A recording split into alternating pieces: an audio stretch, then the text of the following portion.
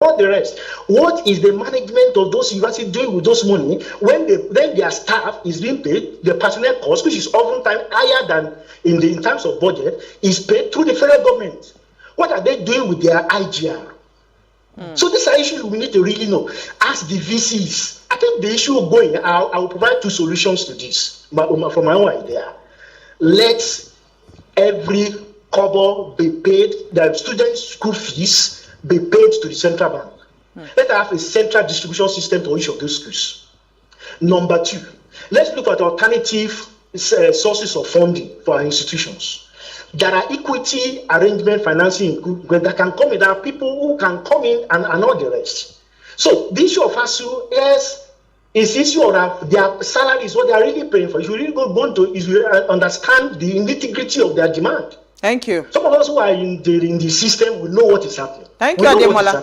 Thank you, Ademola. So let me just stop there for a moment. Let me listen to these ladies at this topic. Thank you so much, Ademola. What you said reminded me of something I read this evening about the wives of VCs also going to Turkey for some course or so, about 1-point-something million that they were going for a 5-day. And I was wondering, in the midst of crisis.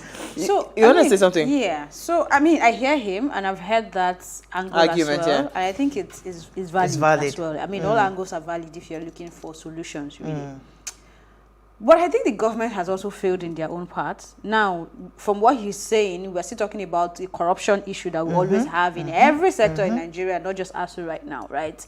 And you are accrediting universities that... Whatever. Universities that are not up to standard and all that, it happens, right? But if in this conversation, they are still able to point to the government to say, you have not paid us our salaries or our allowances of some sort. It's not supposed to be. So even if ASUU, which is why sometimes when they're fighting for these things and everybody is saying, it's just themselves they're fighting for, they're not caring about the children.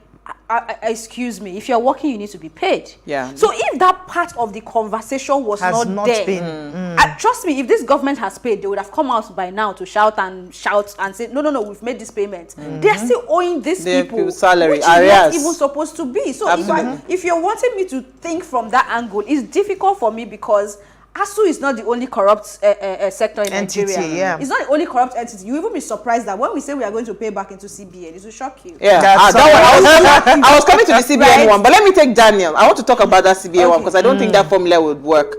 Daniel, thank you for calling. You're live. Yes, I'm Daniel Kilo, a regular fan. Will. Praise the Lord! We have you live today. Yeah, so I want to comment on the ASUU strike, but I want to, is the country that broke that they cannot invest that amount on education in Nigeria for a year? Because I don't understand why they have to go on strike when the country can afford to invest in education. Because Sister NC made a statement which I agree that we have a misplaced priority, which is right.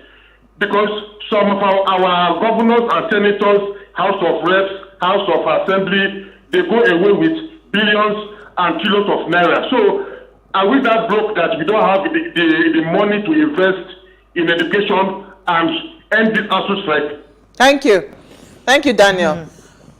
So thank you. We're not that broke. We can actually afford it. It is just where we lay that priority. In fact, we can afford much more than that. If we won't get because if we even check, look at the budget allocation. Yes, for education, and see how it is. That as a country, we're not a serious country. In fact, there's no serious. So I was saying that when he was talking about CBN having a central, that one is a complete disaster. So I get that part, and that's why I would have preferred a solution that can we find. There are big universities running without any headache. Private universities. What is the structure behind the management system? It's just like the way the school my children have been going to from primary school all the way now to secondary school. They have a body. So it's not this one-man business. They have a board of trustees. They have board of directors. So when you see schools that have those kinds of structure, there is always a proper structure to organize it. So why can't we say, you know what? I think the management of the funds, because you see, that IGRA mentioned is quite important. You cannot take away that there is school fees that are being paid, so many things that are being paid. Where is the money? How is it being managed, right? So if we won't say from the eternally generated revenue, funds. how is that managed, right? At least that internal generated funds should be able to take care of salaries, should be able to take care of the maintenance of the school. Do you know how much students pay for student hostels that they don't even end up getting the You allocation? don't want to go there. There's a lot of money. You don't even want to go there. It's the same how we're asking So about this. so how? So what I'm even saying is that can we find a way to create a more corporate body that constitutes the management team of every university, and let us even see how far that will go. Let's get business people. Do you understand? Business it's not executives going to work from a national level. It has to be on a state. No, definitely. By state. Definitely. And, yeah. So you look at what you said regarding is it Delta State now? Yes. And there are other states too that you can mention that they can tell you things are happening. Yeah. Maybe not on this scale you're talking about. And I think people need to really sit down and begin to ask questions, because it is not just about ASU, and we like this association thing in this country, and it's still so sad that the association we like is not helping the matters, because we just form an association of, in fact, Pepper Sellers has association, and there is nothing about the agenda of what the association is going to do that will benefit even the people in the association. You just see people that want to continue embezzling money. We are the escorts of this association, and I don't know what. And you see that thing, those things. Sorry, Norma, those things. It doesn't breed transparency. So imagine a state where Ibuku Awoshika is coming from. She would gladly, with honor, sit on the board to say, you know what, let us look at this financial structure of your business. A paid No, it will not be. No, there are people who it will not be a paid job, and you'll be shocked at the number of people that would volunteer to say, we know what, we want to make this university profitable. There are so many things that can be done. Well, it still speaks to the level of sincerity of the people involved. Do they really want this structure to be in place? Is a question. There are so many people, when you're talking about all these things, it's not their problem. It's not an issue for it's different when you are directly affected by the issues on ground. But a case where you may not be able to connect with the problems because it's not your problem. If we have more people who can feel the pulse of the people, at the end of the day, this giant war between ASU and government, who is suffering at the end of the day? Is it not the Nigerian citizens? Is it not the Nigerian students? Some of the videos that we watch, some of them have gone on to different things to go and learn different skills just to continue to help themselves, to beef themselves. So at the end of the day, they are the ones suffering. And until we have genuine people who can volunteer their services or their expertise and create that platform where we can now start seeing what's the word? We can now start seeing transparency. Absolutely. Let me take a caller. I think we have a caller. I'm sorry, I didn't get your name. Joe. Oh, right? Joey from Sokoto. Toh. Salaam alaikum. Yes, good evening. Good evening. Good evening. Okay, let me just correct one or two impressions. The 220 billion is not meant for ASU. It's meant for the Ministry of Education or any government agency to provide infrastructures in the universities. Okay. Secondly, every penny that comes to the university goes to the TSA account. That is Treasury single account of the government. So there's a way they monitor what comes to the universities through that. So it's already with the CBN or whatever, with the federal government already. And so the school fees paid by students is already subsidized. Another way to solve this problem is to remove subsidy, which ASU is not supporting. And when I support them, we cannot ask students to be paying 200,000, 500,000 the same way it's being paid in private universities. Because the minimum wage is already 30,000 per month, and you want even ASU members will not be able to afford 200,000, 500,000 to pay for their awards. So we should be careful about all these arguments. So I like what you are saying, Joey, but you see, when you talk about students not being able to pay for a certain amount of money for school fees and all of that, how would we then move forward? I'm trying to find the solution, because we know globally education everywhere in the world is not same government. Hold on, let me finish. Education everywhere in the world is not cheap, right? It's not cheap. So how do we find a solution? How do we find a balance that it gives quality education at the same time the student is not, is not given an arm and a leg for it? Okay, you mentioned it about prioritization the other time. We can really mobilize 4 trillion naira for subsidy, which is okay. I'm not criticizing that. If you have to pay it, then we should pay it. But you can mobilize 4 trillion naira per year to pay subsidies. Why can't you do the same thing for universities in Nigeria? Then again, you always argue that education is not cheap everywhere. We've been to a number of countries, even the Scandinavian countries, where there are no school fees. There are no school fees, but those countries are subsidized. So there are no school fees, but those food eaten by students in the restaurants are subsidized. Their transportation subsidized. Almost everything is based on subsidy. Thank you. These are facts. Absolutely. But don't know, we always take maybe all the Western countries, you have to go and no, so I know. Thank you so much, Joel. We have to let you go. But I know that most of the Scandinavian schools are, they are free. In fact, there are some schools that from 0 to the whatever level is free education. But you see, in those structures, right, they are heavy on taxations. They are heavy on. There's a way the government is collecting that money, and there's a structure that when you are done with the school, you are able to you will be able to pay back. You understand? You start paying to the post, so that somebody else will be educated because you got educated, right? So it's a systemic problem. And there has to be a structure that works. We can't be having, taxes not being collected properly. The places that we're supposed to be generating revenue are not generating that revenue. Do you get? We can't have that. If we have all those systems put in place, then we can afford to even say every Nigerian will go to school for free from 0 to whatever level you want to go to. So I like your argument. It's good. We hope they are listening. But ladies, I think we ran out of time. Elsie is quiet. We ran out of time. So I'll just say that until we are ready to do things right, we'll still keep going round and round in circles, because you can't do anything right if you're not ready to do it right. So I think that's just where I'll end it, because there's really nothing more to say. When Nigeria is ready, we'll move. We'll know. Yeah. In doing things right, our priorities have to be set right as well. Do we really want education for our Nigerian citizens? Because it's the quality of citizens that we churn out at the end of the day that will either compound or reduce the problems already existing, problems and challenges that we already have in Nigeria. The country. Thank you to everyone that called. Maybe, just maybe, we really need that law that would ensure that those that are in government, especially governors and presidents, everybody from councillor level, you must have schooled in Nigeria. You first. You must have schooled in Nigeria. Right. Even if it's just to your secondary school or to your first degree, right? Some level. Then your health too has to be here, and your children cannot school outside. Then I believe that we'll begin to do things. It's at all levels, or but if the case now is you can be president here, but your child is graduating from UK, and then you still go there, you take picture and you post it. Did you see that? Did you see that season where all their children were graduating? And we are posting it. We are posting it on social media.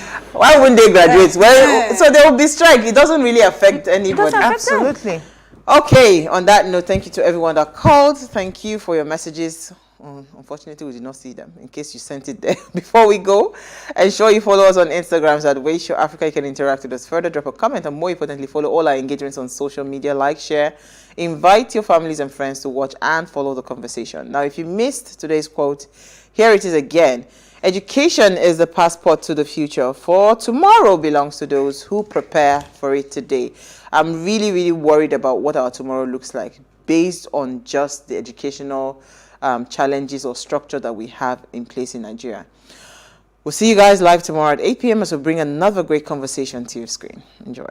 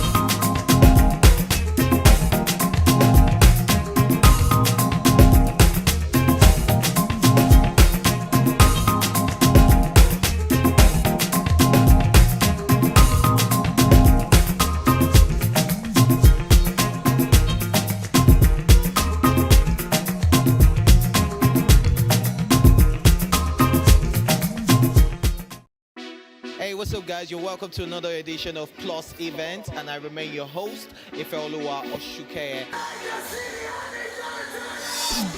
Your absence isn't an excuse anymore, as Plus Event is all you need, as we bring you the glitz, the glamour, and loads of fun. Oh, definitely, no question. He's a living legend.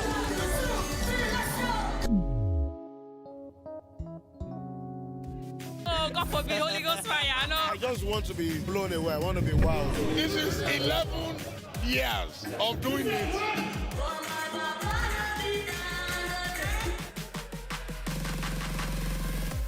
I'm surrounded by so much positivity.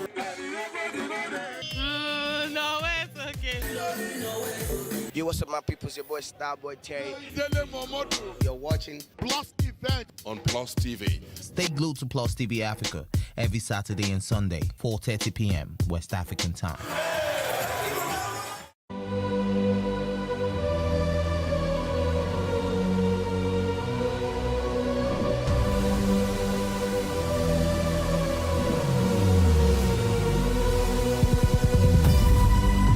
What we do not understand, we will stigmatize. What you can see is the remaining of the tanker that exploded. The suspect equally confessed.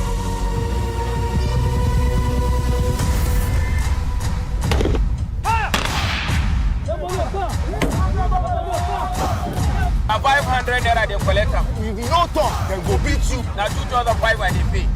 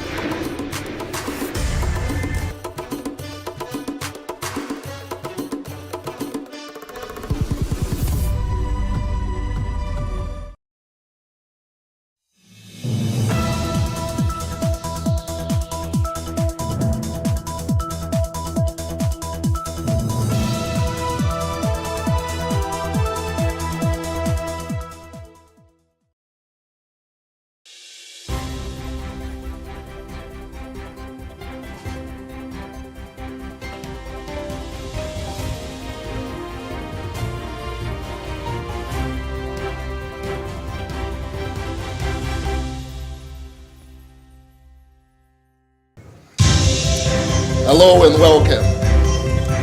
Nigerian Airlines suspend plans to ground all local flights due to the soaring cost of jet fuel just hours before the move was due to take effect. Also on the breakfast, the role of nurses to medical profession in society takes center stage as we look at investing in and protecting the rights of these professionals. And like always, we will be reviewing the latest stories making headlines across major days.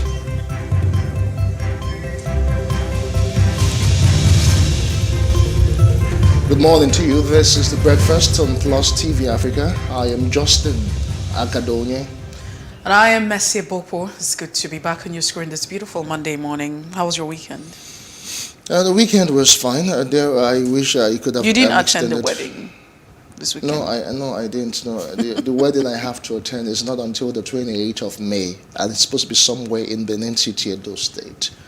You had better come back for work. No, I'll be enjoying myself all through the weekend. I'll have an extended weekend. I'm sure the HR is listening to and watching this show. I think I've actually made it official. Well, we needed to break, whatever tension that was going on out here. But of course, it's good to be with you this morning and do this together. Yes, if you don't get enough rest over the weekend, or if you're not really well settled, it might just have a way of affecting your Monday or the start of your week, I'm just saying.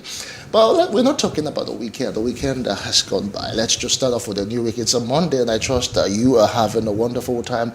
I'm sure some people are still trapped in traffic. Monday, Mercy, you know how the usual Monday could be like in Lagos, the hustle and bustle, the ever-screaming passenger, oh God, move your car, oh God, which kind of driving they drive like this now? I don't know if you've experienced such like Why that. Why not? Before. I mean, it's just an everyday experience if you live in this city. It's something you can't escape. Yeah, whatever it is, just try as much as possible to be patient with the average road users. In a matter of time, you will get to your destination. But let's just slide onto what is trending. A whole lot, is actually trending in Nigeria. The Central Bank of Nigeria. Let's start with that one. The governor of the Central Bank of Nigeria, Godwin Emefiele. A lot of reactions have showed that development. According to him, he said farmers came together, to get him the 100 million naira he needed for his president, although he is saying that he is still he's not decided, basically a lot of reactions are trailing that one. And the former Minister of Education, Obi Ezekwesili, also reacted to that development, and he was even asking the Central Bank of Nigeria, to resign and stop embarrassing the country, although the CBN governor is saying that he is humbled by those asking him to run for president. Mercy. So, to be very honest and without mixing of words, it's really, really saddening that we have all of this hypocrisy. It's a lot of hypocrisy, if you ask me. So it feels like it's a pattern. So you have our leaders, those who are occupying political offices, probably a governor, a former governor or a senator, current governor, what have you, including Godwin Emefiele, saying, people are asking me to run. Why is it that people are always asking them to run? If you have no intention to run, then stop it. I'm really, disgruntled by the fact that we come out to tell Nigerians. It feels like we're insulting the collective sensibility of Nigerians by coming to say, people are asking me to run for president. Some persons are saying, run for president, run for president. You don't have any intention to run for president, then don't run. Don't be pressured. We constantly talk about being pressured. We're talking about the pressure that people face, peer pressure. So if politicians or individuals are being pressured to do what they don't want to do, then don't even get there, because this is what you get at the end of the day. Maybe we come to a point you have a president who would eventually say, I was pressured to become the president. I didn't want to do this, but people asked me to do it. If you don't want to do it, don't do it. So I feel like this is a lot of pretense and hypocrisy, and we need to stop this. We need to stop this. I think that we need to do better as a people. So we come out and say the farmers are actually coming together to get money. Really? Oh no. Someone was trying to do an analysis in a local chat here at the studio, and he tried to do a maths out of it, or the 100 million. Is it that each farmer contributed, maybe 100 farmer contributed $1 million each, or 10,000 farmers contributed 10,000 each? How did they go? Because right now, these farmers seem to have lots of money. We need to understand the farmers. Is it the farmers that we have in Nigeria? Who have a bit of fertilizers and not really getting them enough to, Are they really Nigerian farmers, or we have another? No, because from America or from the UK. Let's not also forget that we probably have 2 types of farmers in Nigeria. So you probably have the executive as well. Executive farmers. Yeah, those who collect this grant and they don't actually do the right farming. Really? Messi said it. So it's a lot. I just think that there's so much pretense for everyone that wants to become. If you have an intention, if anybody's pressuring you, people are coming out to tell you to run. Don't run because you don't want to run. Stop it. Right? Just stop it and don't stress us. But because apart from that, you also have some other concerns that the People's Democratic Party has raised, that the fact that he as a CBN governor has to, resign. Because a lot of talk followed, a lot of reactions rather followed that this particular development. They talked about corruption, they even talked about a probe, and for instance, he is not supposed to be partisan, or he's not even supposed to be talking about politics. When you talk about election, when you talk about the millions involved and everything, and he's the one who manages the nation's apex bank, so a whole lot would actually go in there. Where did the money come from? Is it actually by the farmers, or is he actually deep into the nation's coffers? Justin, apart from that, okay, it's a good thing that you already, you have a background and knowledge of how the Ministry of, the system financial works. industry and system actually works. Let's look at the Emefiele government or his administration. When I say government, because it's not necessarily you becoming a governor, but we're talking about his administration. Well, he's a governor of the Central Bank. Of course. That's what I'm saying. So let's look at that office. Yeah. Even though you want to agree with me that is within the, at this point in time, it would be within the purview of the political party to decide whether or not Emefiele becomes a flag bearer of the party. No, he has to resign before he even thinks of that at all. So look, let's look at it. First of all, you're not even doing the needful. That's number one. And secondly, we understand you being the governor of the Central Bank of Nigeria. You know what that means? It means that you are in charge of the money of this country. You have the power to print money. You can even decide to be printing money in your house. I'm just saying. That's will probably know. No. Let's look at it. Money from his house. There's a capacity to print money. You can print money in your house. How do we probe all of that? So let's even leave that aside. This is some of the things I'm mentioning. But let's even get to how the economy have fared. Okay. Can we buy bread? Do you know how much bread is right now? Mercy, the bread I used to buy, a loaf I used to buy for I don't even like bread. But how much you buy bread?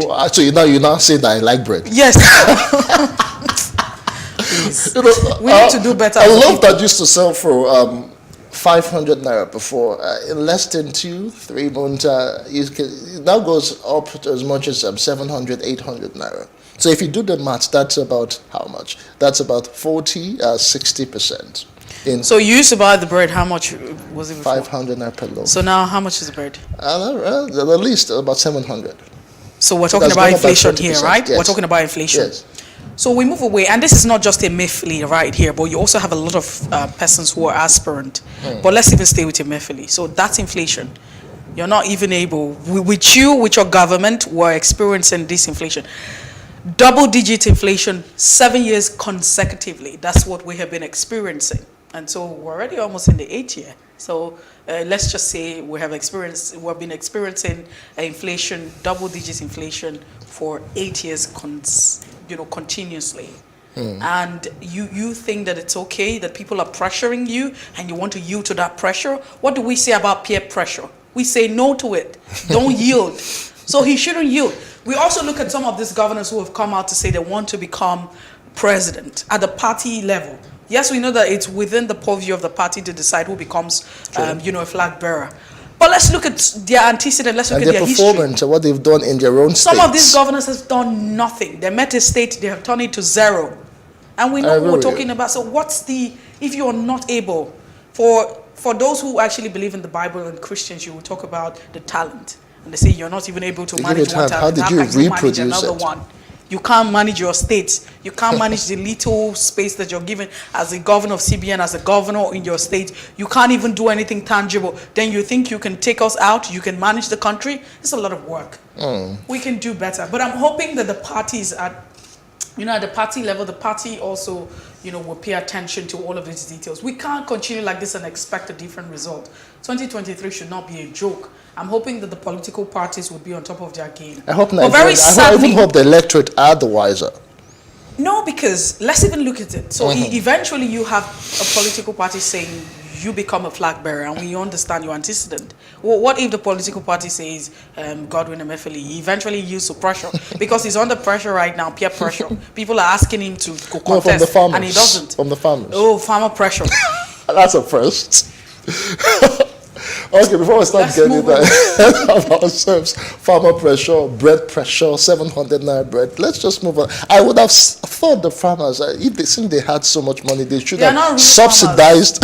They are not farmers. Justin, they are not farmers. They're political farmers. They are not Nigerian farmers. They are probably executive political farmers, and they belong to a certain political party. All right. Just over the weekend, we had some announcement. The DG of Tinubu Support Group, he used to be a member of the House of Representatives. That's Abdul Momin Jibrin dumping the All Progressives Congress. I watched an interview at some station not too long ago when the former Lagos State Governor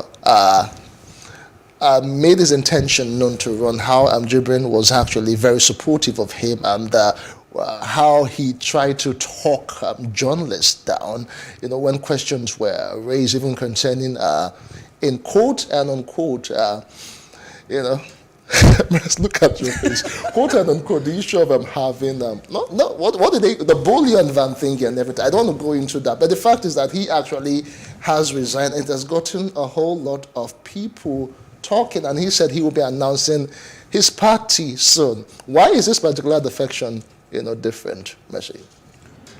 I can't tell, because I've been asking a lot of questions. I mean, Justin, I'm being very honest with you. I've been asking myself. Yes. Up until that time where I stumbled on that particular report and story, and I've been asking myself, why would Jibrin tender his resignation, or he would back out of the APC? And he's even telling us that he would announce the party he would join soon. So it brings us back to the fact that political parties in Nigeria do not have an ideology. And parties are actually just, how do I even put it? Whatever you can do, just do. Mingle. So long as you're just we can't in the forefront like of people every day. So you can't say it's just an explanation to the fact that an interest has not been represented, and that's why he's leaving. Because at the end of the day, it's what an interest is. So a lot of persons are not really. You can't actually find them very close and knitted to the ideology of these political parties. The next question would be, do political parties in Nigeria have ideology? What do they stand for? Do people believe what they stand for? And for the fact that we're copycats, I mean, we're always copying and replicating what we have in the Western world, not coming back to our saying, okay, yes, this is who we are, we're Nigerians, we're Africans, and then we can come up with what works for us. So you find out that you have, in the United States of America, you want to talk about the long-standing democratic country that has practiced democracy for a long time. You have the Republicans and you have the Democrats. And all the parties, right? So what do they stand for? How many times have you heard that Republicans will just wake up and say, we're going to join the Democratic? If you are a Republican, you are a Republican. They have an ideology, and they'll be matter. like, with it for like even years. With the fact that the Republicans actually lost out, right? You would say they lost out. They still have hope for the next election. So the Republicans would be stay true to what they believe. So first of all, it's an integrity issue, and you don't need to trust these people. Take a pinch of salt every time they speak with you. You can't take them seriously. But for whatever it is, the fact that you have him saying he's leaving. Why is he leaving? Wants to leave. Let him leave. So let him leave. Why is he leaving? Although people a member of the Bola Tinubu campaign organization has come out to say that his leaving was not actually as a result of the former Lagos State governor and his campaign. But we don't know all the basics. We don't know all the truth. So it would just be at some point, whatever it is, you would just have to know, because the kind of politics that we play in Nigeria, and if you follow it very well, you understand it's a politics of interest. And we're not saying the politics is not interest in every other climb. We're saying that we know very well that it's very easy for you to wake up and say, I will announce another political. Let's even imagine how far you've been with the APC. Oh, you will wake up and announce another. Really? So at the end of the day, his interest has not been represented. That's exactly what it is. He doesn't need to come to tell us, but that's the situation. And so he has to look for where his interest will be represented. We can't tell what interest is, but we have a lot of, speculation. Some people would say maybe he's already reading the handwriting on the world that, the APC probably might not just favor his boss, and that's why he's tilting away. These are some of the speculations that you have around. We cannot verify all of that.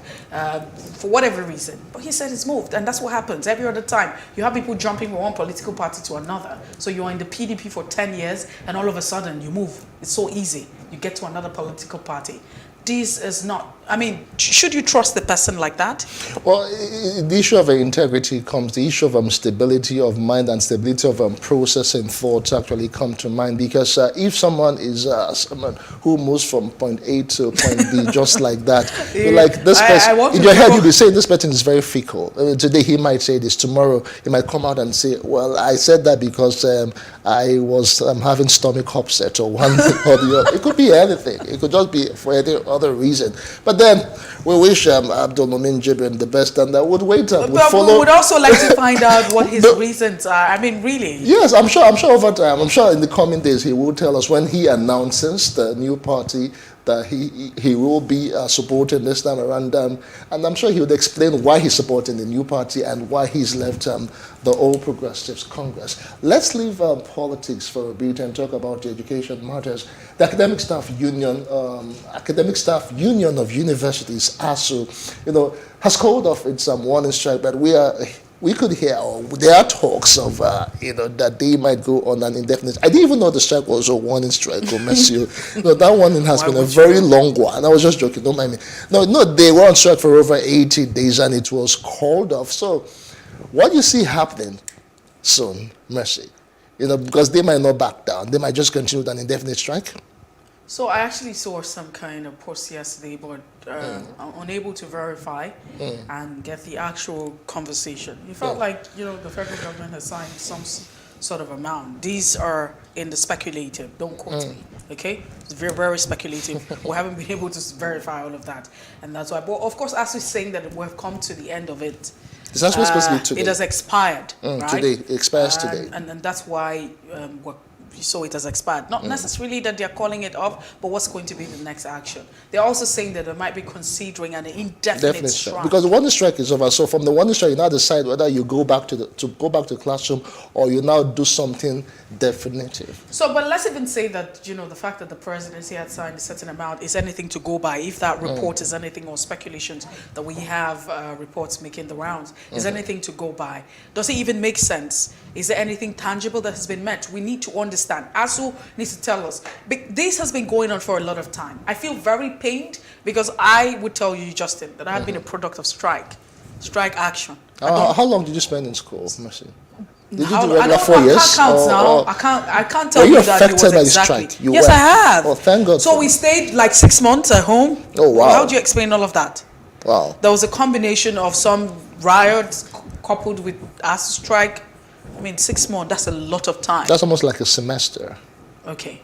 So, for me right now, we ask ourselves, if ASU keeps going back to saying that the federal I didn't know that students are actually running by-in. I saw one post somewhere. Students are just grappling to get UTME forms. To write what? To write job. ASU has been on strike. What university? It's not funny. It's funny, but you're laughing. If it's not funny, why are you laughing at? It sounds ironic. Forms are still I find they're hoping that the strike will be called off, but the academic session is actually being delayed. There'll be like a lag. But students are actually rushing, to get. It's not their fault. Student. They're not students yet. Whatever it. Okay, applicants, or candidates of the UTMEA.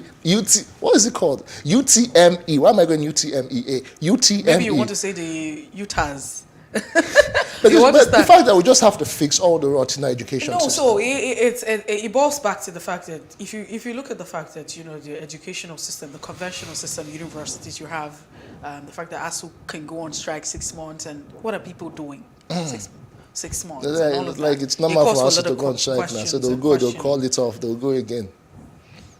It just shows you how policy direction in the educational sector has been. You're not ready. And we constantly say that we have paid attention to the conventional system of education, and that should not be a thing. Why don't we look at it? Because everybody just feels like you need to get a degree. You don't need, it's not like a degree is not important. But I'm just saying that we can't pay attention. You need an education. You need an education, but how about, the non-conventional university? How about vocational institutions and technical? Because at this point in time, if you look at what's happening in our country, anti-economy, and even outside development, everybody's particular about what you can do. What skills do you have? What can you do? What can you do is the question. And so I feel like policy direction, the reason why we're getting it wrong is that our policy direction is wrong. We have failed at it. We constantly have we have followed, colonization and those who colonized us, and we're still on top of the situation of saying it has to be in a certain way. It doesn't have to be this way.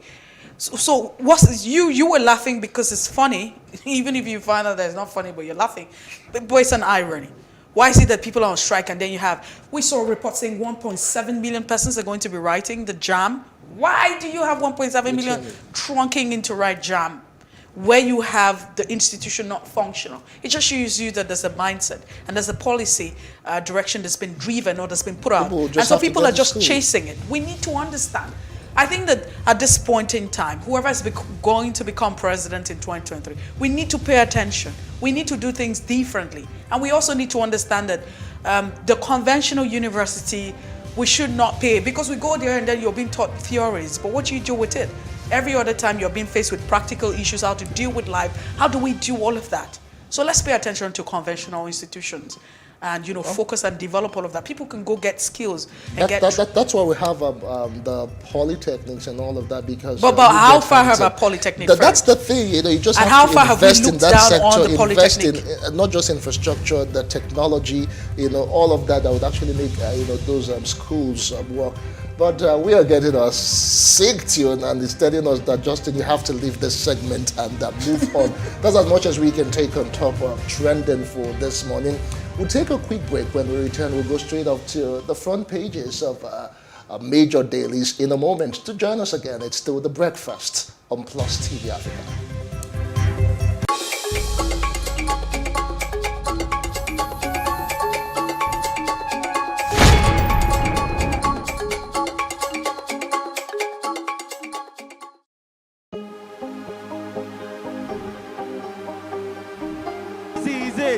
For upcoming artists to blow in Nigeria.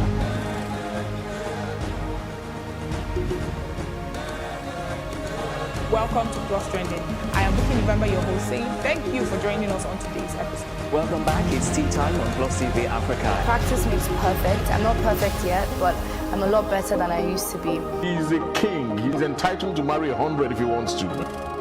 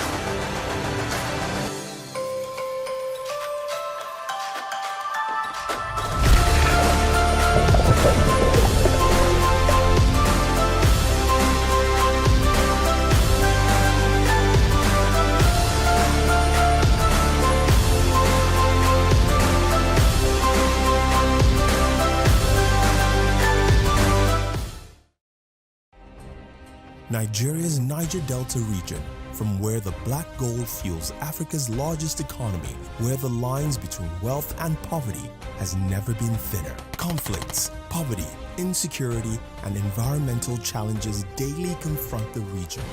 How can the Niger Delta story be changed for the better? Join Mamude Akuga at 9 p.m. every Friday evening on Plus TV Africa as he probes deep in search of solutions. Inside the Niger Delta with Mamude Akuga, the authentic voice of Nigeria's oil-rich region.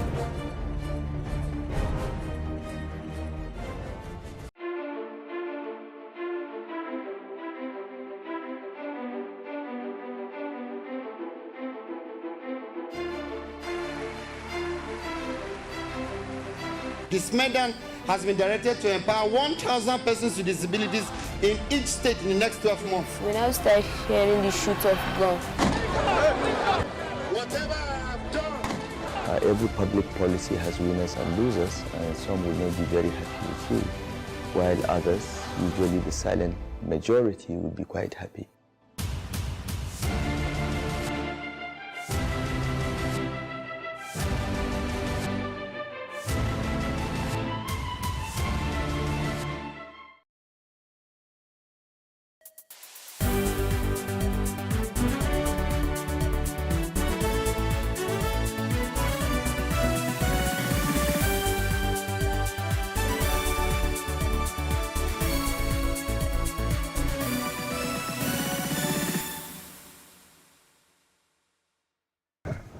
All right, welcome back. It's still the breakfast on Plus TV Africa. You know, there's a whole lot of interesting things that happen just behind the camera, a whole lot of things that Mercy gets to do or gets to say, and my director saying lots of wonderful things in my ear sometimes. But let's just leave it at that. One day we'll just be able to present to you some of these things, you know, the BTS and all of that. But Mercy, you have the next session. We'll start off with the leadership newspaper. We do have Opunabon Kataria. He's on standby. He joins the conversation in no time.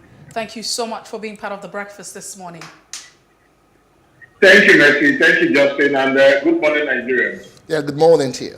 Let's take a look at the front page of the leadership newspaper. The attention will be on the bold stories. It talks about the party primaries. Ahead of party primaries, CSOs, that's civil society organization, kicks against aspirants' use of state resources for campaign. That's boldly written on the leadership. Underneath, northern groups decry hijack of political space by some actors. We don't want government of continuity. ACF is quoted. Bureau of aspirants with empty promises. Fenifer is quoted on that, telling Nigerians. Amechi Saraki, Peter Obi intensifies campaign for party tickets. These are the writers you find underneath the bold caption.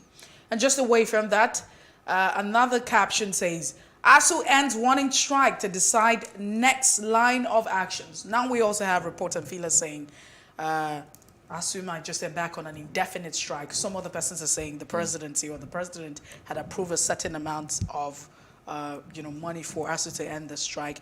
But is that encompassing? Does that change the problem? Are these some of the issues that ASU had embarked on the strike for? But I'm sure that we talk about this as we proceed in the course of the show this morning. Aviation fuel, 1 hour flight may hit 120,000 naira. 1 hour flight may hit 120,000 naira. I remember when you could actually fly from a city, from one city to another. It means if a flight, you could pay like 18,000 naira, 15,000 naira, but now it's a different conversation. You also have on the leadership, quickly, illegal refinery, 10 feared dead in Abia explosion. It's also another rider. And passport, the issue of passport issuance, online payment and appointment system yielding good result. NIS, CG Idris is quoted on that. These are the stories you find on the leadership this morning. Away from the leadership newspaper, let's slide on to the Punch newspaper. The lead story this morning, Emefiele heads for court as anger spread over presidential ambition, hires Ozekome to seek constitutional interpretation amid rising criticism. APC chair confirms CBN governor's membership, says he registered in February 2021. Emefiele's action could compromise bank's integrity, ex-director and SANs are quoted on that particular one. Just above the masthead of the Punch newspaper, bandits mustn't have upper hand in Northwest again, says Buhari. Nigeria loses 1.22 trillion naira to deficit oil production. That's according to reports. ASU, federal government disagree over planned meeting. Oh, wow. Naira slumps to 595 to the dollar. Forex shortage persists. Aviation workers begin two-day warning strike over poor welfare. Well, it is really ironic and funny at the same time because a whole lot is happening in that sector. First, we heard of some flights shut down for today. Eventually, it was called off. And just in the wake of all of that, aviation workers begin two-day warning strike over poor welfare. Fuel queues resurface in Abuja and neighboring states. I thought we've heard the last of this issue of fuel scarcity. Will soon reveal Imo killings sponsors, says Uzodimma. Graduate stranded as Kwara Poly, NYSC mobilized imposter for service. Nigeria can't continue this way, says Saraki. A whole lot of other stories, but let's just leave it at that for now on the Punch. Away from the Punch, let's take a look at the Daily Independent newspaper. Federal government borrowings crowding out lending to private sector. Interesting. Analysts say it's unhealthy for the economy. It's a rider underneath the bold caption. And just away from the bold caption, PDP presidential primary, Atiku Saraki Wike emerges top 3 aspirant. Buhari asks military to sustain operation against bandit in Northwest. Should the president always ask? I mean, don't you have a duty to do? Ngige misled Nigerians. We still on strike. Research workers are quoted. INEC chairman cannot join presidential race. This is according to the commission. And former PDP state chairman tackles party's National Working Committee over attack on Emefiele. Why the 9th Assembly stands out from previous assembly? Really? Ahmed Lawan is quoted on that just before we move away from the Daily Independent. Aviation crisis, airlines succumb to pressure and calls off planned shutdown of operations. There's no corruption in supply chain of aviation fuel. This is what unions quoted to say. Reps cancel planned emergency session to meet stakeholders. Author on Zerber's death, a big loss to Nigerians, says Uzodinma. And Buhari attends conference in decertification, degradation in Abidjan. These are the headlines on the Daily Independent newspaper. And finally, we have the Nation newspaper. The main headline for this morning, APC slams 9 conditions on presidential aspirants. Contenders barred from taking party to court. Inflation to hit 7 months high at 16.2%. Interest rates to go up. Aviation workers begin warning strike. Airline shelve flights hold. Senator Nzeribe dies at 83. ASU Mall strike extension. Protests in cities. VC's wives shift poly. Petrol scarcity back in FCT. Oil marketers seek payment of 100 billion naira debt. Federal government investors draw down 850 billion naira unclaimed dividends fund. Supreme Court verdict on 17 oil wells not final, says Igbo government. Those are the main stories on the Nation newspaper this Monday morning. All right, we have Okpenabo Kataria, who's on standby. He joins the conversation. He's also a public affairs analyst. Okpenabo, it's good to have you join us this morning. Good morning, Mercy, once more. Justin, good morning. Yeah, good morning to you. So let's start off with the leadership. I mean, the caption talks about the party primaries and the fact that you have civil society organization kicking against aspirant using state resources. But are there mechanisms, to check the excesses of these aspirants, especially those who are occupying public office? Well, the civil society organizations are not happy with it because it's as if you're placing the aspirants in office in advantageous positions, unlike the other aspirants. You're going to use the government jet, you're going to use, like Buhari, you use the private jet, the presidential jet runner, and so on. You have your security paid for by the state, whereas these other aspirants that are also contesting don't have those privileges. And that's why the CSOs are not happy. In civilized lands like in America, you have the president using the presidential jet, but he's actually paying for it. Once he's not going to fly for any official reasons, the president pays for the presidential jet. That's what happens in civilized life, especially in America, which is the natal place of our democracy, of our presidential system of government. I don't know of Britain, I don't know of any other country. But having said this, I mean, the Nigerians and a lot of people believe that it is unfair and unjust because one person is placed or given more advantage than the other. But life itself is not fair. I don't think that should be our problem. Probably they're also looking at the cost. Because you use, each time you fly, of course you're going to maintain the jets, you're going to pay the pilots, the ground rents, and all other rents and charges to be paid at the expense of the state. So you're eating deep into the finances of the state. When I mean state, I mean the government. So a lot of people believe, no, that's unfair. This is your private life. This is your private ambition. It really has nothing to do with Nigeria or Nigeria. So that shouldn't be the case. That's why they're complaining. But then, you just have one president at any point in time. You have one governor at any point in time for a state. So that shouldn't be the major problem. Yes, I agree with that, but I don't think that should be an issue, so to speak. If we can address that, fine. But what we should concern ourselves with is to get a president that will be in office in the image of Nigeria. And will also, there are so many presidents that will tell you, I don't even want my security votes. Not in Nigeria, please, when I talk, I'm not talking of Nigerian governors and presidents that will come on air to say, we don't accept security votes, I decline my security vote. Meanwhile, you're taking the security vote and more through the back door, stealing, placing the treasury dry, and you say you don't want security vote. We are not being deluded by such nonsense in Nigeria. Any governor or president who tells you he's not interested in security is a big fat liar, because he's stealing through the back door. So he just wants to deceive Nigeria. So, but it's like that you see people tell you, I'm not interested in this, I don't want this, I don't want that. Because they are sincere, they are there in the image of their people. But I don't think that should be an issue for now. It can be addressed. What we should concern ourselves with right now is getting a leader that will navigate us through the stormy waters to a point of Kataria, why should we not? Yeah. Why should we not concern ourselves with that? I mean, you already would. No, I said for now, it's not.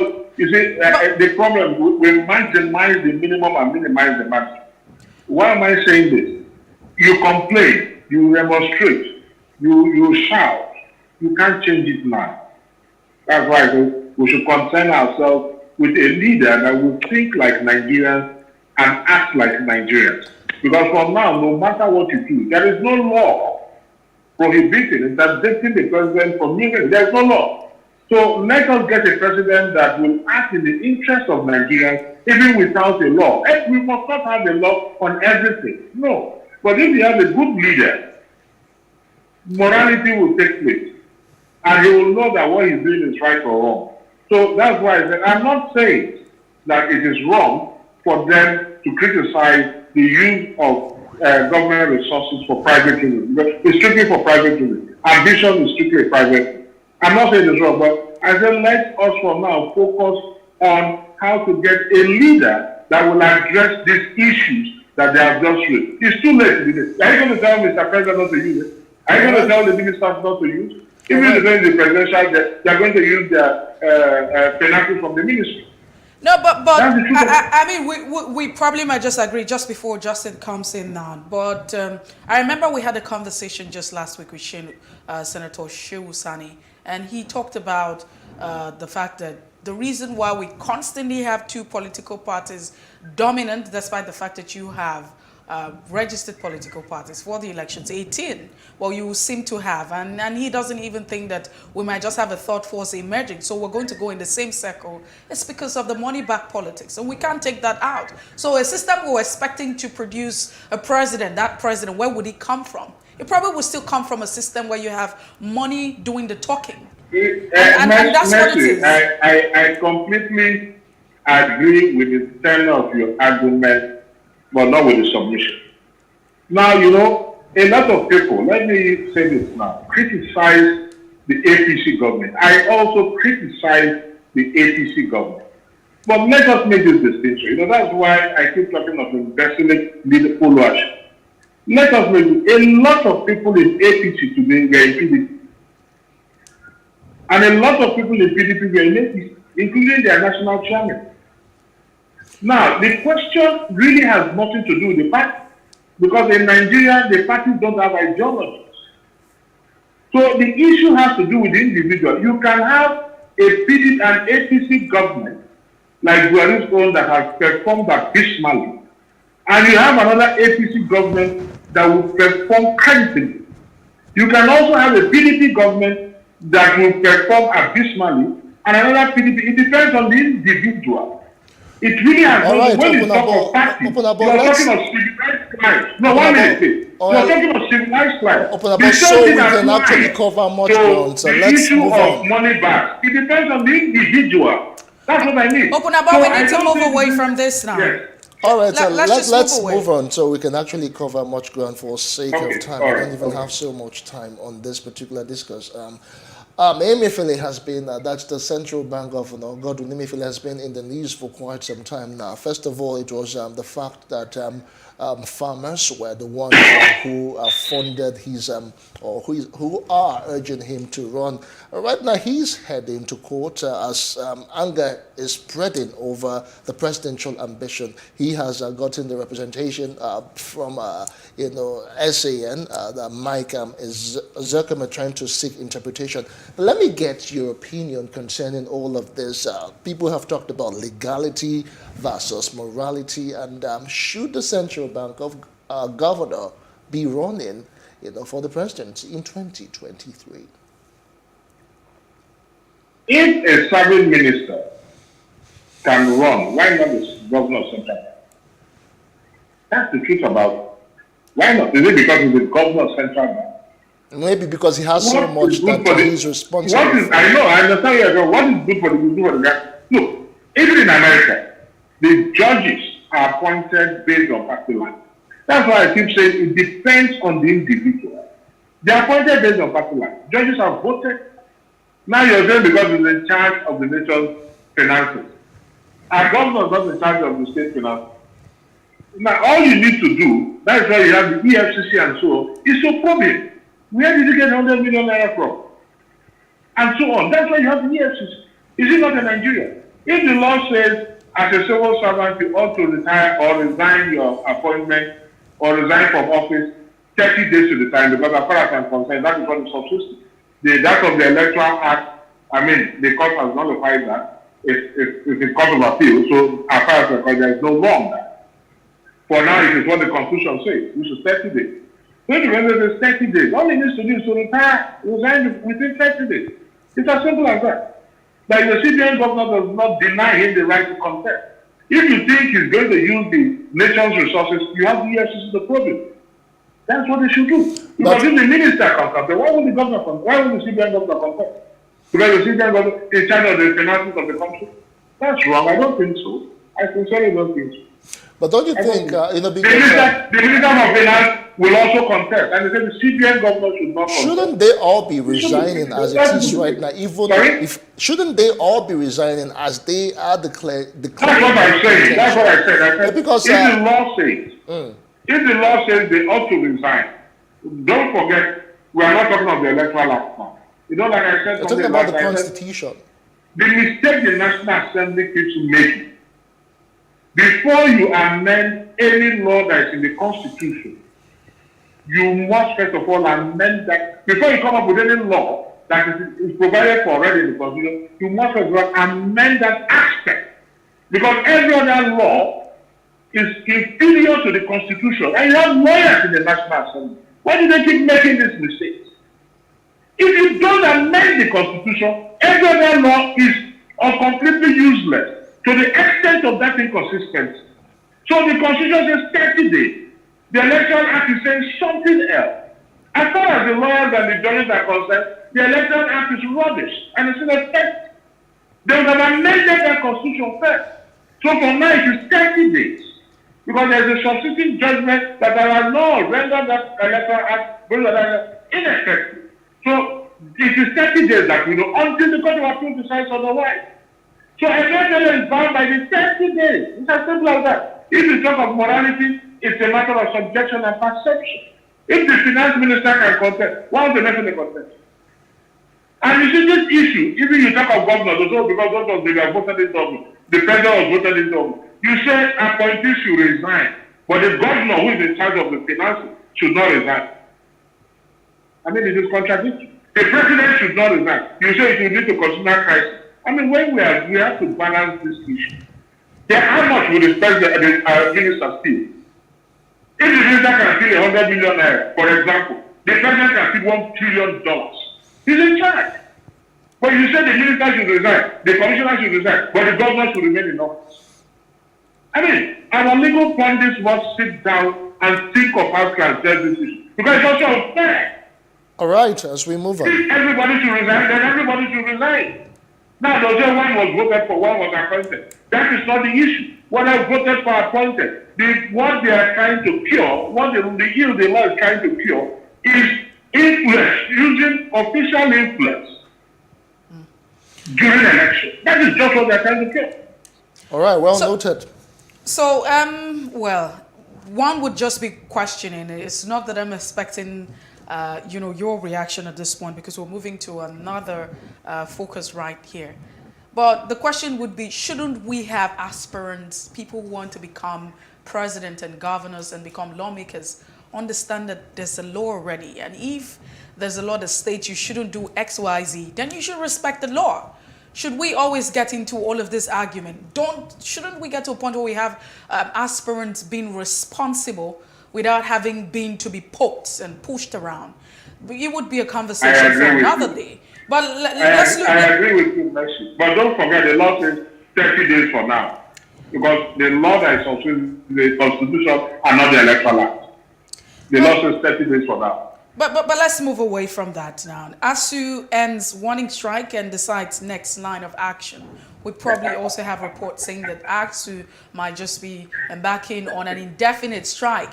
And just recently, we also saw some students taking to the streets in different parts of the country protesting and saying that government, ASUU is being paid, these lecturers are being paid, government is also earning salary, but at the end of the day, the students are the one losing out on this particular one. What are your thoughts? Do you think that ASUU should tilt the path of embarking on an indefinite strike? What do you think should be the next course? I told you, these ASUU members and executives are just politicians. I've always said this, they go on strike when their pockets are dry and call up or suspend the strike when they are being given some money. That's what is going on. But there's no tentative. If you want to embark on the strike, I listen to you, your discussion with Justin. If you want to embark on the strike, embark on that strike until the issues are resolved. And if you can bring out 100 million naira to buy for, like Indige is doing now, I can't comprehend why you cannot address the ASUU issue. If you're embarking on the strike, and the strike will last for 3-4 years, as painful and as sad as it is, embark on that strike and let it last for 2, and the issues are addressed once and for all. A situation where you gamble with the future of our children cannot be accepted. These ASUU people, ASUU officials, are politicians. They are businessmen. Once their pockets are dry, they increase the pump price of petrol. And they don't have any money again. They cannot afford the petrol. They come together, sit down, let's go on a strike, warning strike. The government will invite us. They'll give us some money and we'll suspend the strike. When again we have an issue, we can't pay our flights to UK, we'll go on another. Complete nonsense. If you're going on a strike and the very reason for which you embarked on that strike has not been addressed, why will you suspend the strike? Why will you call up the strike? Then why embark on that strike in the first place? So it's completely useless. So as far as I'm concerned, it's going to let you embark on that strike for 2 solid years. Until these issues are addressed, and when you call up the strike, you call up the strike. Forget this warning and no warning strike. All subjects. It's another way. It's like a woman who is trying to, she wants what she wants from a man, and I will not give it to them. Let me leave those things. But you understand what I'm trying to say? That is exactly what ASUU is doing.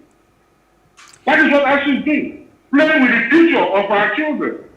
Otherwise, is it to that have been going on strike? This is very hard. How many times have we gone on strike?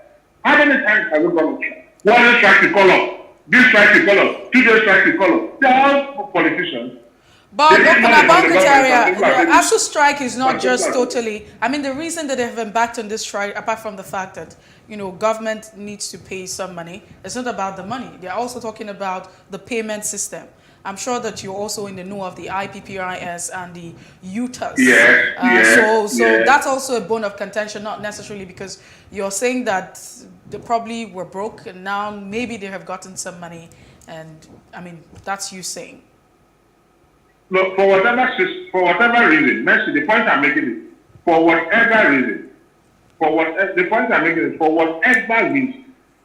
let that issue be addressed once and for all. Okay. You can't go on strike because of the IPPS or whatever it is. Tomorrow you go on strike because your office is not well funded. The day after you go, it must be wholesome. If you're going on strike, you come up with all the issues, they address these issues. If they address the most important ones and you feel you're okay, you're satisfied with them, don't get back on any other strike. If they don't, remain on that strike until the issues are addressed. My point is this: let the federal government satisfactorily address the issue, not to my satisfaction, to the satisfaction of the ASU members. And once these issues are addressed, forget about strike. If these issues are not addressed, don't then continue with your strike.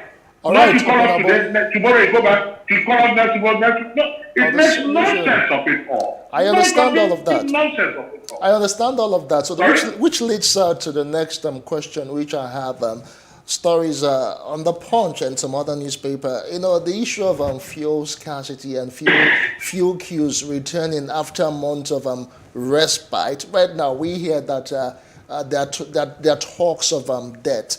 How do we ever wriggle out of all of this issue? For months, Nigerians, were groaning under the hardship of fuel scarcity. But from what we hear this morning, the fuel queues have resurfaced in Abuja and neighboring cities or states. You were talking about lasting solutions, strikes being done and solving all the issues once and for all.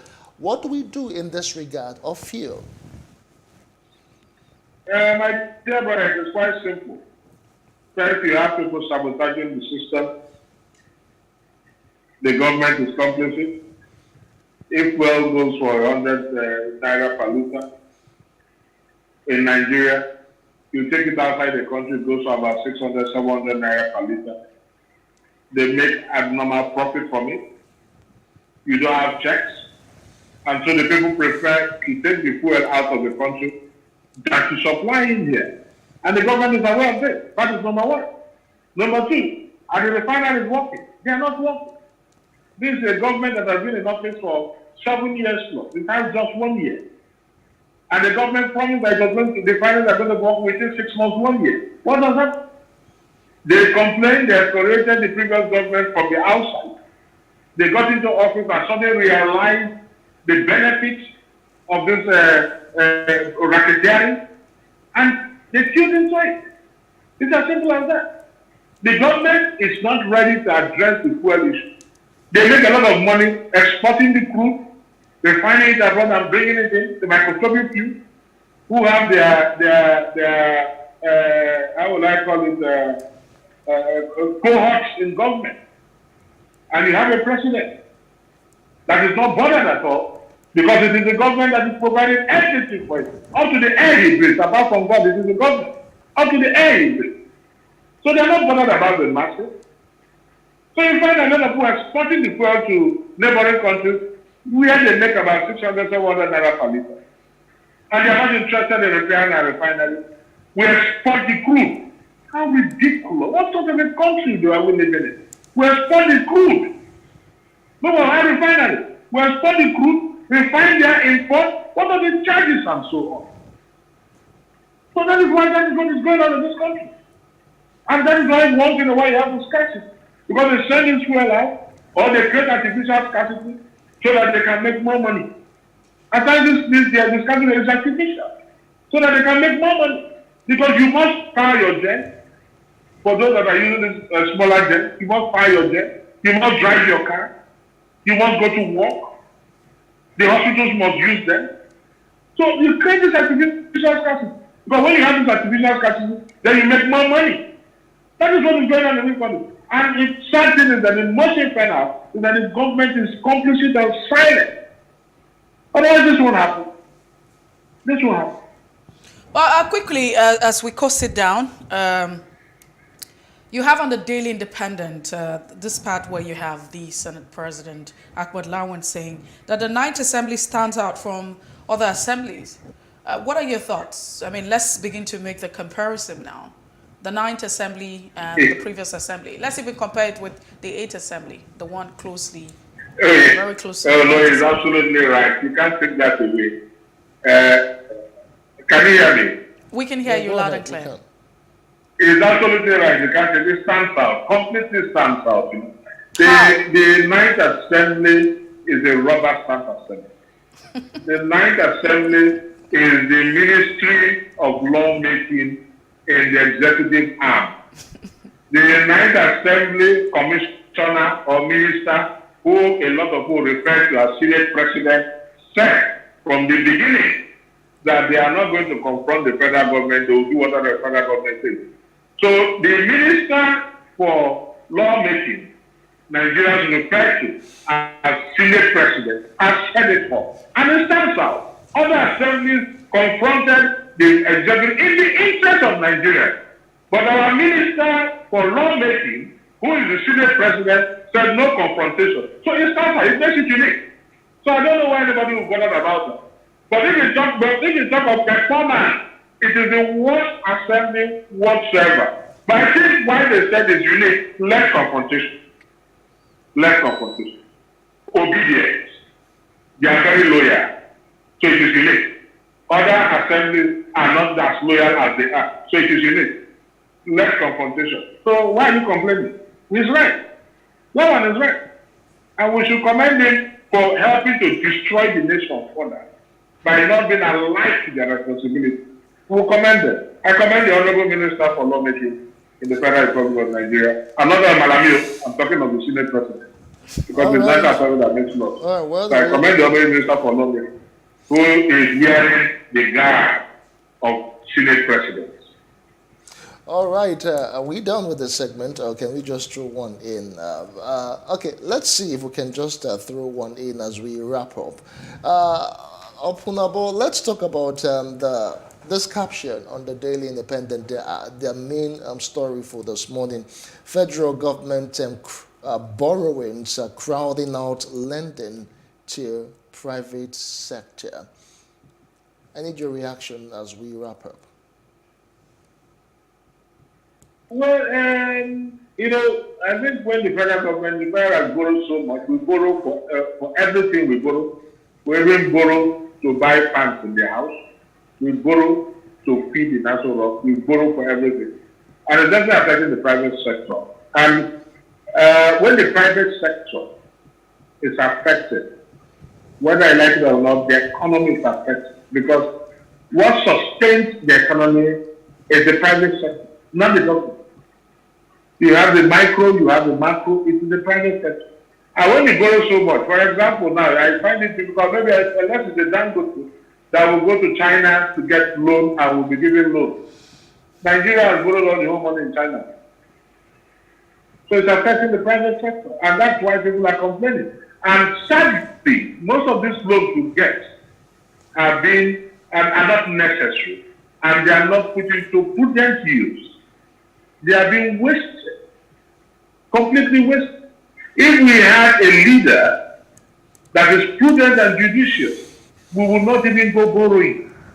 I want to believe that we are also going to borrow to export the crude we have and also import the refined products. We are going to borrow. We have a prudent government. So it's affecting the private sector and they are complaining. Because we are talking of, yes, the federal government might do the borrowing, but we are all Nigerians, and Nigerians are the ones in the private sector that will go to ask for these loans. So it's an issue. All right, thank you. Indeed, we need to sort out all of our issues and put our house in order. Our house being Nigeria, that is our country. A very big thank you to Opunabo Inko Tire, Public Affairs Analyst, for sharing your thoughts this morning. Thank you. All right, it's still The Breakfast on Plus TV Africa. We are moving away from Off the Presser. We'll go back this day in history and see what happened. We'll come back and talk about other issues making the rounds in Nigeria. Stay with us. We'll be right back.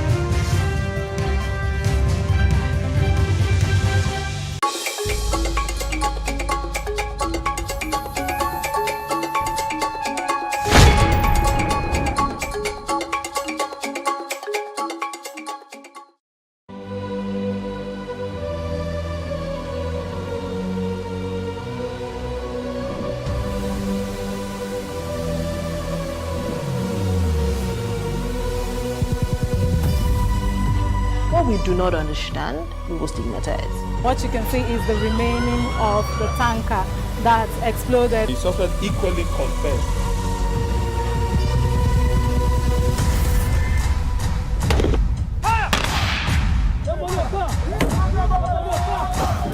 A 500 naira they collect them. If you no talk, then go beat you. Now 2,500 they pay.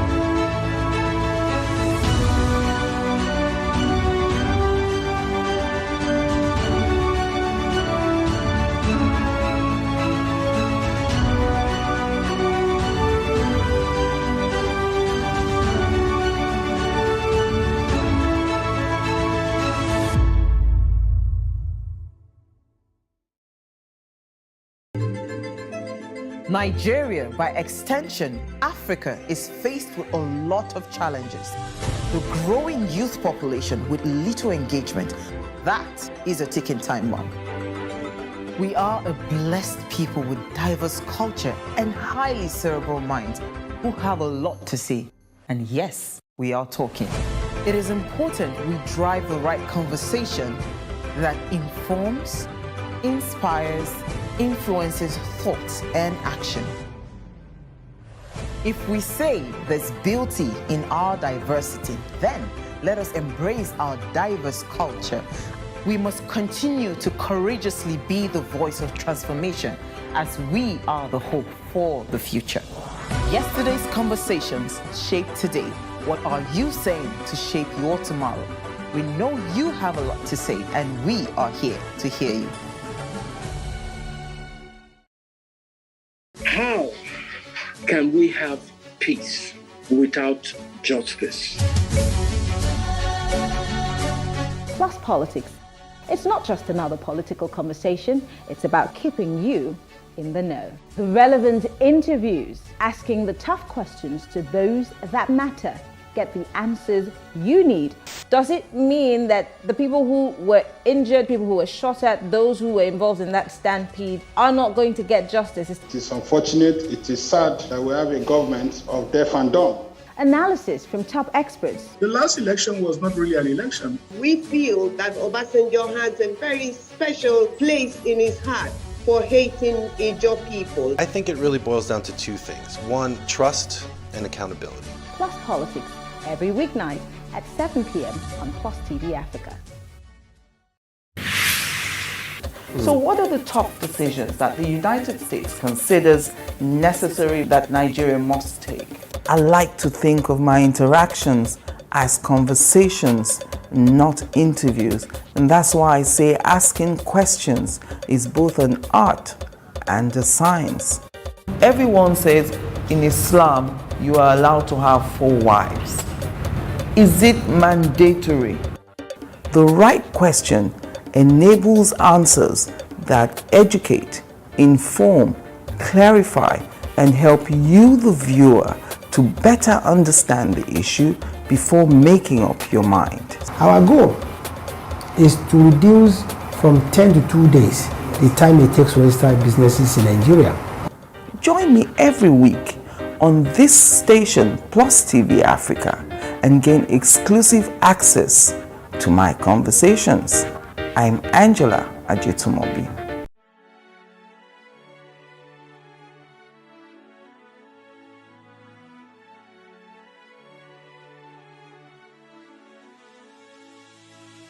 It is engagement we need to have. Those who suffer miscarriages are never taken into account. Members of the National Assembly are also influence peddlers.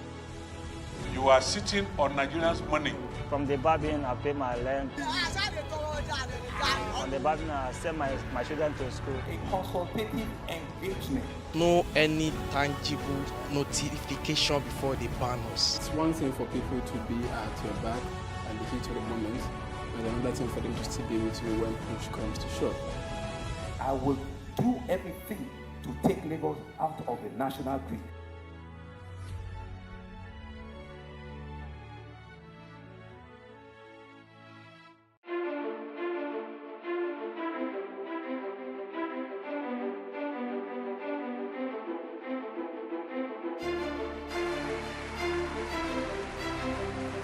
This medal has been directed to empower 1,000 persons with disabilities in each state in the next 12 months. When I start hearing the shoot of gun. Whatever I've done. Every public policy has winners and losers, and some will not be very happy with you, while others, usually the silent majority, will be quite happy.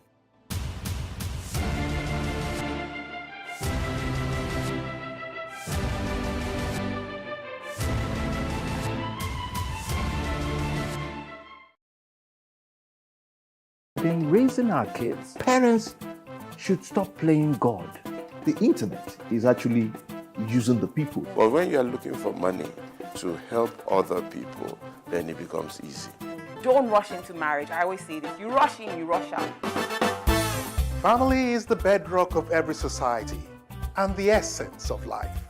On Today with John and Helen, we dig deep into family values in every sense of the word. Join us every Saturday at 9:15 a.m.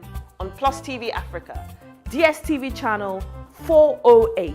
With you, we play a part in strengthening the values passed from generation to generation.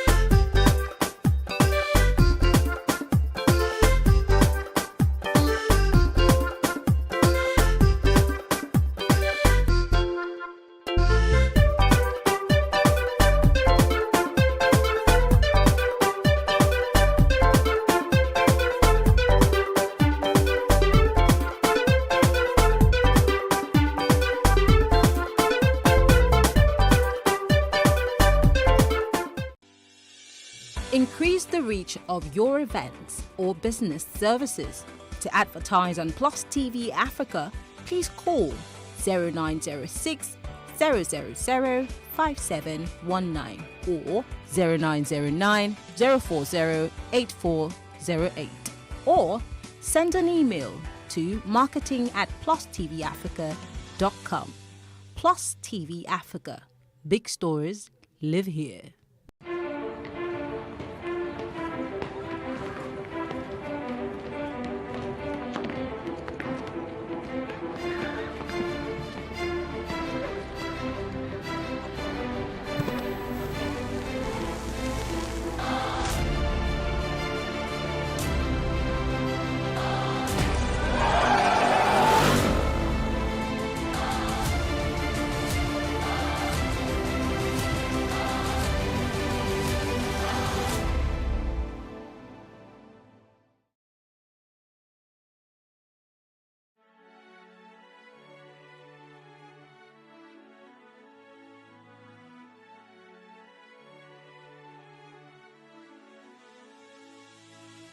It is engagement we need to have. Those who suffer miscarriages are never taken into account. Members of the National Assembly are also influence peddlers.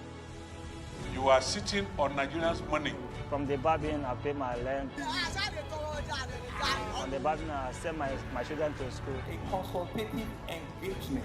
No any tangible notification before they ban us. It's one thing for people to be at your back and the heat of the moment, and another thing for them to still be with you when push comes to shove.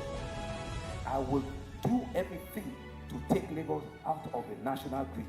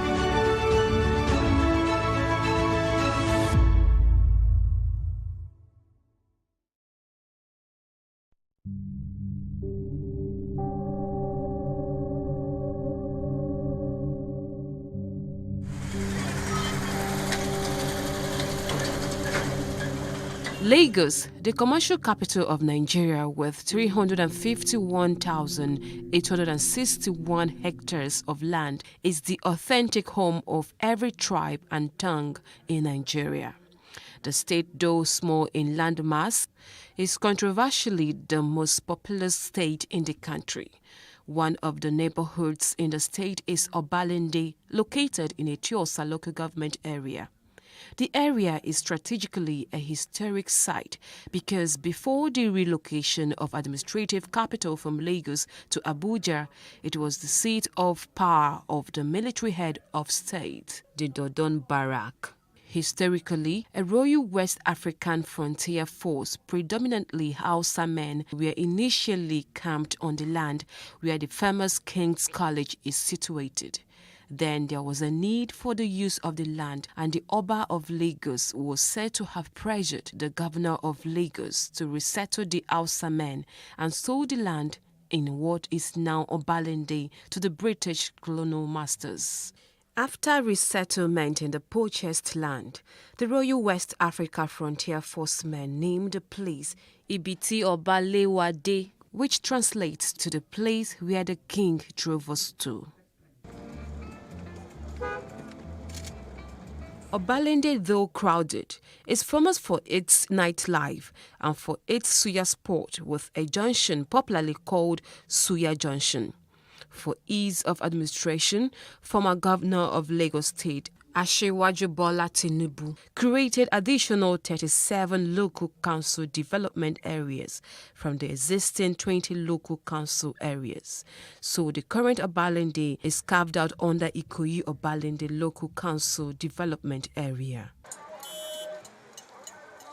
Ikorodu town is another historic location in Lagos, located in the northeast area of the state along the Lagos Lagoon and shares a boundary with Ogun State. Currently, the town houses Ikorodu local government area and 5 local council development areas. Kabiru Shotobi is the king of Ikorodu, traditionally known as Ayogbunre of Ikorodu, who ascended the throne from October 24, 2015.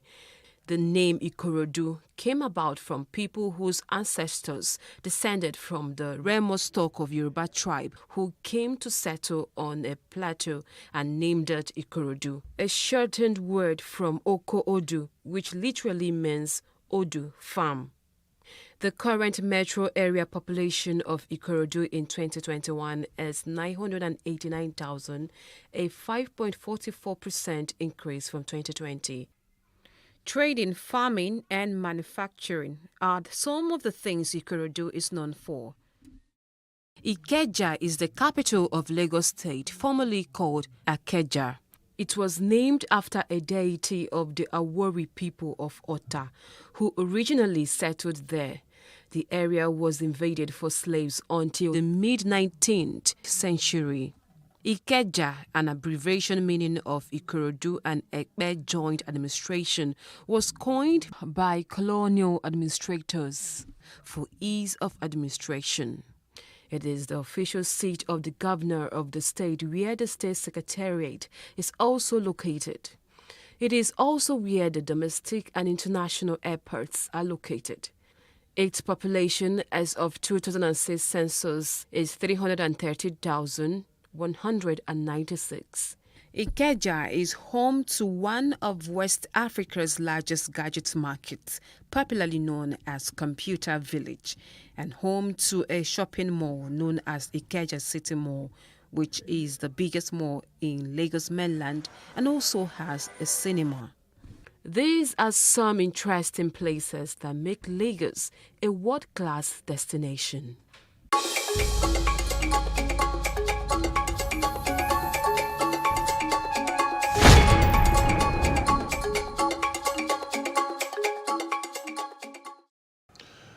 All right, welcome back. It's still the breakfast on Plus TV Africa. We are moving on to the next conversation, and on Thursday, May 12th, is the International Day, for nurses, and indeed, there's been a week-long activity to actually mark, this particular professionals and to identify with their struggles, their right, and of course, invest in that particular profession. We have a guest joining us to look at the essence of all of this. We have Fola Omotosho. He is the General Secretary, Association of General Private Nursing Practitioners. Good morning to you, Dr. Omotosho. Thanks for joining us on the breakfast on Plus TV Africa. Thank you very much, Justin. Yeah, thank you. So let's talk about the nurses. Indeed, on Thursday is the International Day for your professionals. Why has this particular day been put forward to ensure that nurses are remembered, really? Thank you very much, Justin, for that question. Yes, today that's become very, very communal. It actually marks the beginning of this scientific route of nursing profession, and is a time set aside to remember the mother of modern day nursing, Dr. Nightingale. So, if you can also remember that nurses constitute the largest workforce in the healthcare delivery system. So, today like this is set aside to mark the National Nursing Day is not an overstatement. All right, Dr. Omotosho, During the COVID-19 pandemic, in the wake of it all, in the year 2020, health care practitioners were the ones in the front burner, and a lot of things came to the fore, the issues of their right hazard allowances and how far they usually go, to just ensure that patients are well taken care of. But let's talk about nurses generally now in Nigeria. How would you really say nurses right being protected? Is it done in the right way, really? Yes, thank you. Thank you very much. The word is a relative word. When we talk about it is relative. Now, somebody has the right to refuse medication. You have right to life, right to association, be associated, right to take part in politics. Now, but coming to the issue of rights of minority, now, in Nigeria, or any professional perspective, as far as I'm concerned, the right of the conventional law to education, to life, to go to graduation and to speak for employment has not been increased upon. However, the issue of life, when it comes to remuneration, when it comes to being given your right, what you have, what you are entitled to, by the reason of what you are doing or who you are, what you are doing in the healthcare industry has been compromised. That until now has nothing in the healthcare industry and liners, they have not been adequately remunerated. That they are working above what they are expected to be given. So by right, the right to association, right to living, right to education has not been denied. But when it comes to financial emolument, this has not been adequately done by the government. Okay, so but let's probe further and ask if there are, because of course the Nursing Week talks about protection of the rights of nurses, and the question here is, do you think that there are policies put in place by government to protect the rights of nurses?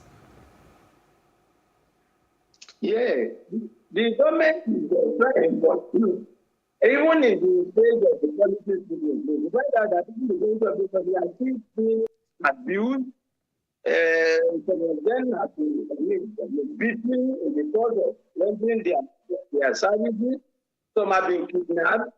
In some cases, people that have been physically assaulted. So even with the policy in place, the government is not doing enough in order to ensure that the conventional nursing and nurses will have.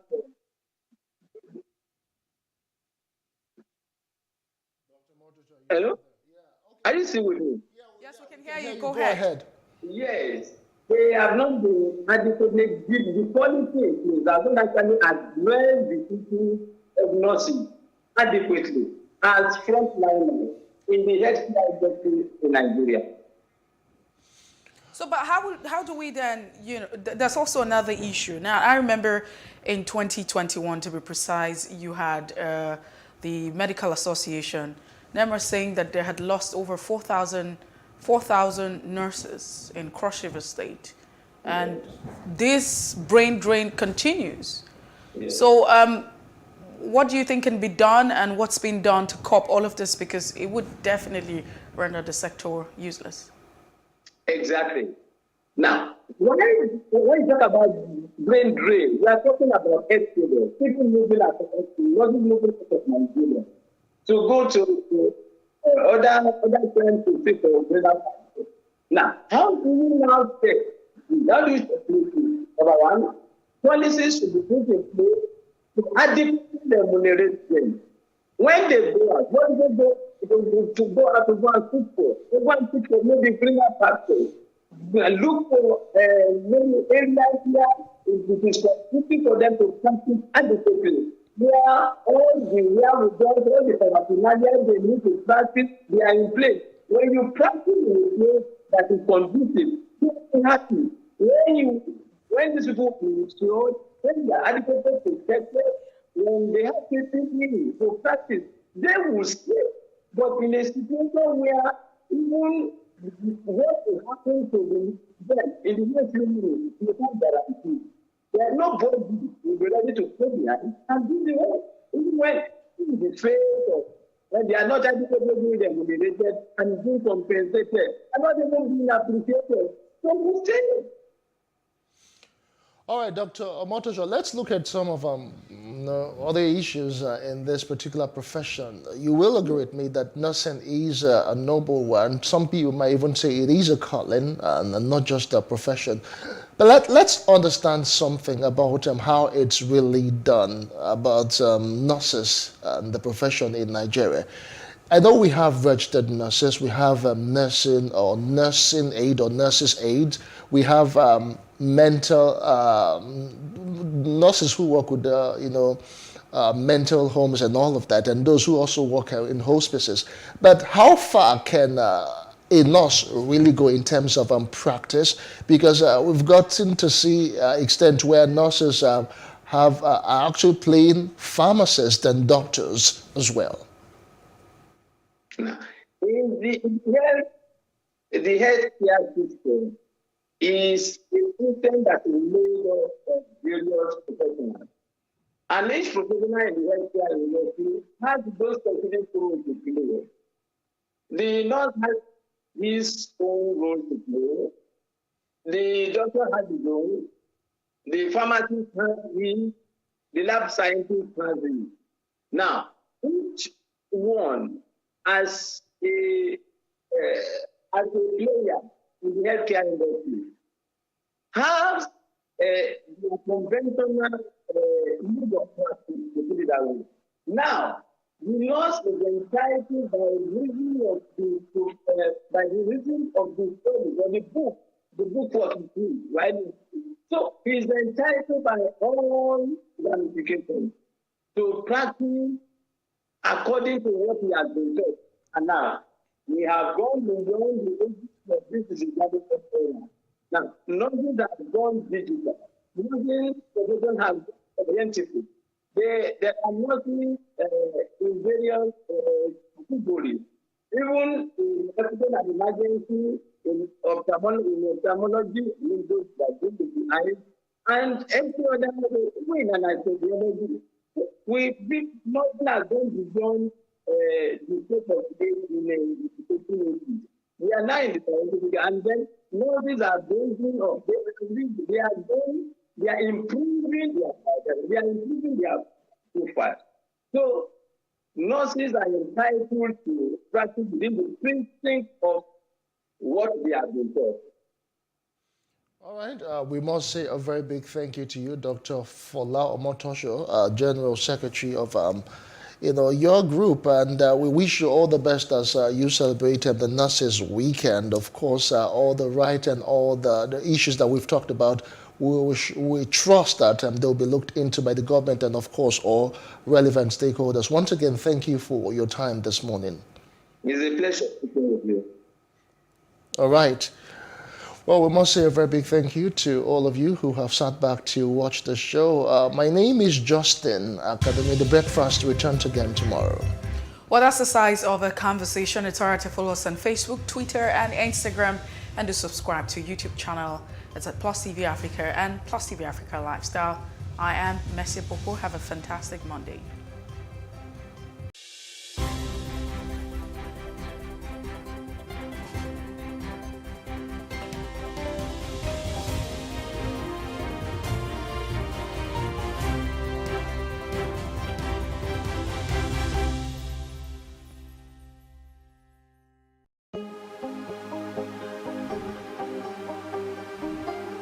It for upcoming artists to blow in Nigeria.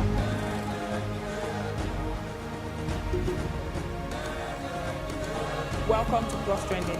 I am Bukky November, your host, saying thank you for joining us on today's episode. Welcome back. It's tea time on Plus TV Africa. Practice makes perfect. I'm not perfect yet, but I'm a lot better than I used to be. He's a king. He's entitled to marry 100 if he wants to.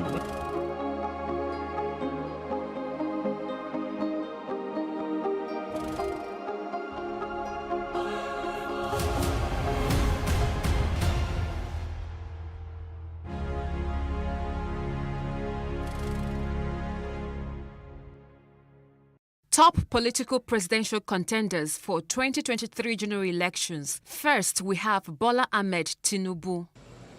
Focus on issues and be ready to serve Nigeria. It's all about service. Bola Ahmed Tinubu is a Nigerian and a founding member of the All Progressives Congress. He served as the governor of Lagos State from 1999 to 2007 and earlier as senator for Lagos West in the Third Republic. Tinubu became an activist campaigning for the return of democracy as part of the National Democratic Coalition Movement, NADECO. He returned after Abacha's death in 1998 and the beginning of the transition to the Fourth Republic. His terms as the governor of Lagos State have been marked as attempts at modernizing the city. After his term, Tinubu has retained his status as one of Nigeria's most influential politicians, as his allies often filled high offices. On the 10th of January 2022, Tinubu announced his intention to run for the position of president in the 2023 general elections. Another candidate is Rotimi Amechi. I will cause the amendment of the Constitution, working with the National Assembly, so that we can put the traditional rulers in the Constitution. You have a role to play in the insecurity. Rotimi Amechi is a Nigerian and a current Minister of Transportation under President Muhammadu Buhari. He served as Speaker of the Rivers State House of Assembly from 1999 to 2007 before taking up the governorship role in Rivers State, thereafter ending his tenure in the year 2015. To kickstart his political career, Amechi was appointed as the Secretary of the National Republican Convention in Ikwere local government area of Rivers State between 1992 and 1994. He also served in different positions, including Special Assistant to the Deputy Governor of Rivers State, Peter Odili, and Rivers State's Secretary of the Democratic Party of Nigeria's Caretaker Committee during the transition program of General Sani Abacha. On the 9th of April 2022, Amechi declared an interest to contest in the presidential election. Another candidate is Nyesom Wike. Give me this to do. Let me return power to PDP. Ezenwo Nyesom Wike is a Nigerian politician and a lawyer who is the sixth and current governor of Rivers State. He is an Ikwere from Romeo Ebirokum in Abio-Akpo, Rivers State. He is a member of the People's Democratic Party. He attended Rivers State University of Science and Technology. Wike was elected as an executive chairman of Abio-Akpo local government area from 1999 to 2007. He was appointed Minister of State for Education on 14 July 2011 and was later appointed Acting Minister of Education after Mrs. Rukayato was sacked. He later resigned before finishing his term to campaign for governor of Rivers State. In 2014, he won the Rivers State People's Democratic Party primary, defeating Dakuku Peter side of the All Progressives Congress APC, and Tony Princewill of the Labour Party in the April 11 gubernatorial elections to emerge as governor. In April 2022, he announced his intention to run for the People's Democratic Party nomination for President of Nigeria in the 2023 presidential election. Next on the list is Peter Obi. The children will be in school. We will pursue the country. We'll move in the right direction. Peter Obi is a Nigerian politician and he was the former governor of Anambra State, serving from 17th of March 2006 to 2nd of November 2006, from February 9, 2007 to 29th of May 2007 after his impeachment was overturned. Although a fresh election was held on 29 April 2007, he was reappointed governor on 14th June 2007 after a court ruling that he should be allowed to complete a 4-year term. He was the youngest chairman of the Fidelity Bank PLC and was appointed the chairman of the Security and Exchange Commission by President Goodluck Jonathan after the 2015 general election. He was the vice presidential candidate in the 2019 general election. In April 2022, he announced his intention to run for the president of Nigeria in 2023 presidential election under PDP. Another aspirant is Oluyemi Osinbajo. Formally declaring my intention to run for the office of the President of the Federal Republic of Nigeria. Oluyemi Osinbajo is a Nigerian lawyer, professor and politician who is the 14th and current vice president of Nigeria since 2015. A member of the All Progressives Congress, he previously served as Attorney General of Lagos State from 1999 to 2007 and holds the title of Senior Advocate of Nigeria. In April 2022, he announced his intention to run for the APC nomination for President of Nigeria in the 2023 presidential election.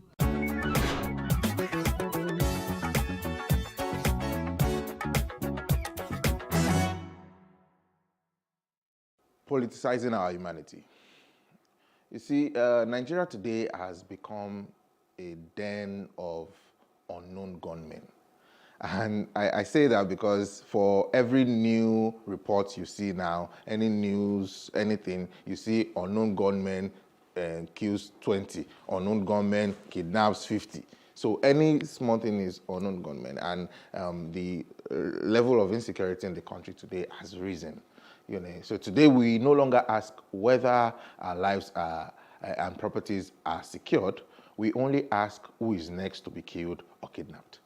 You know, we check and we see, okay, whose family is next? Which family is going to be thrown into mourning?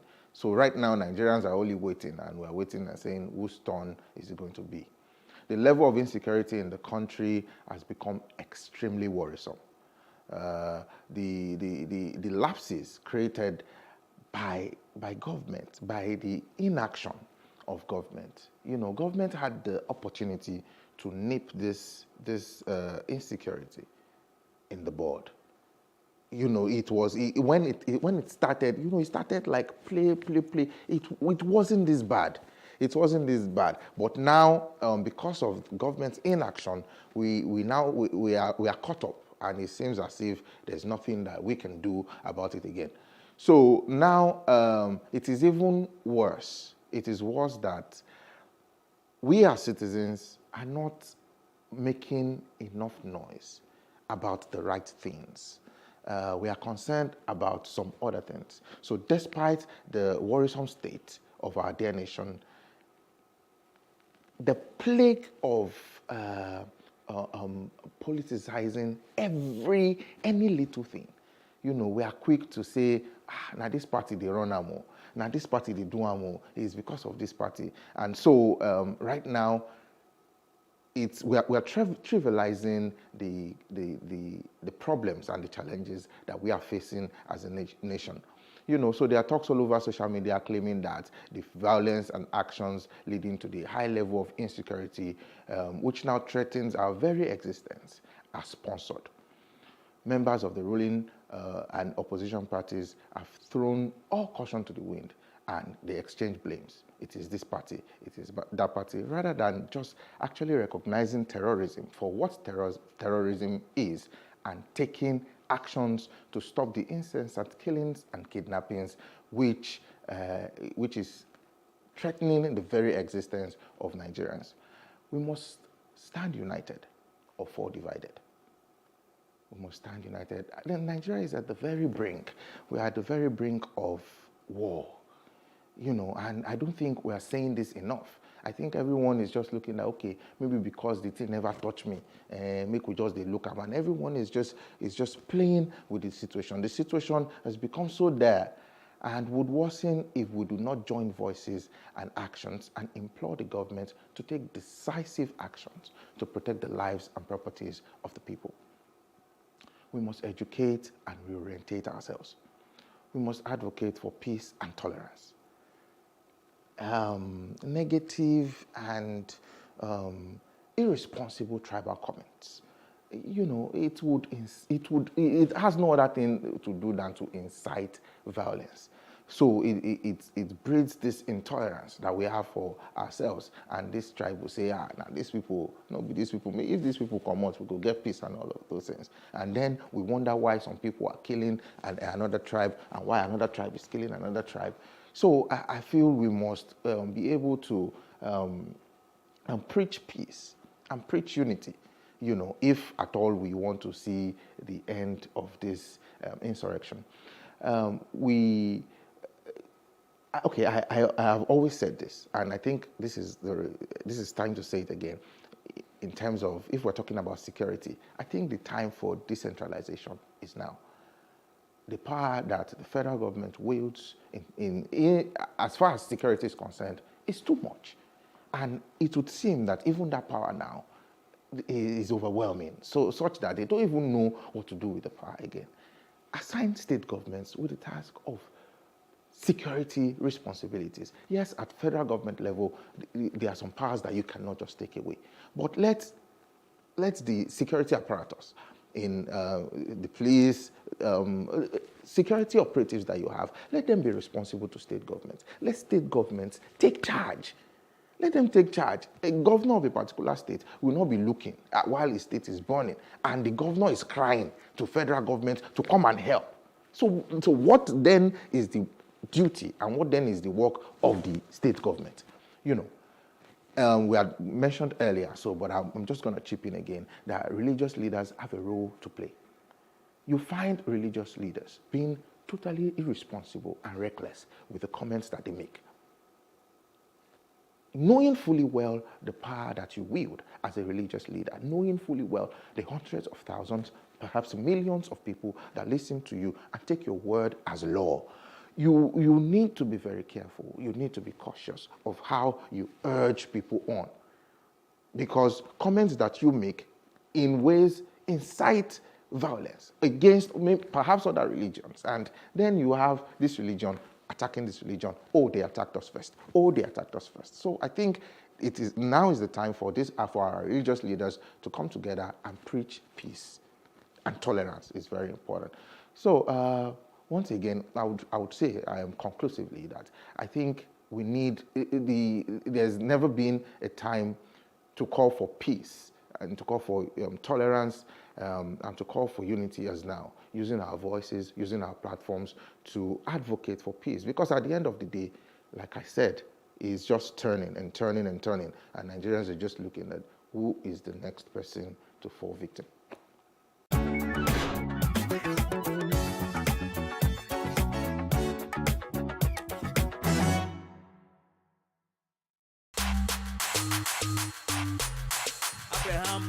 You are one family. There's no dream of this sport in Nigeria. See how your body just dripping diamond.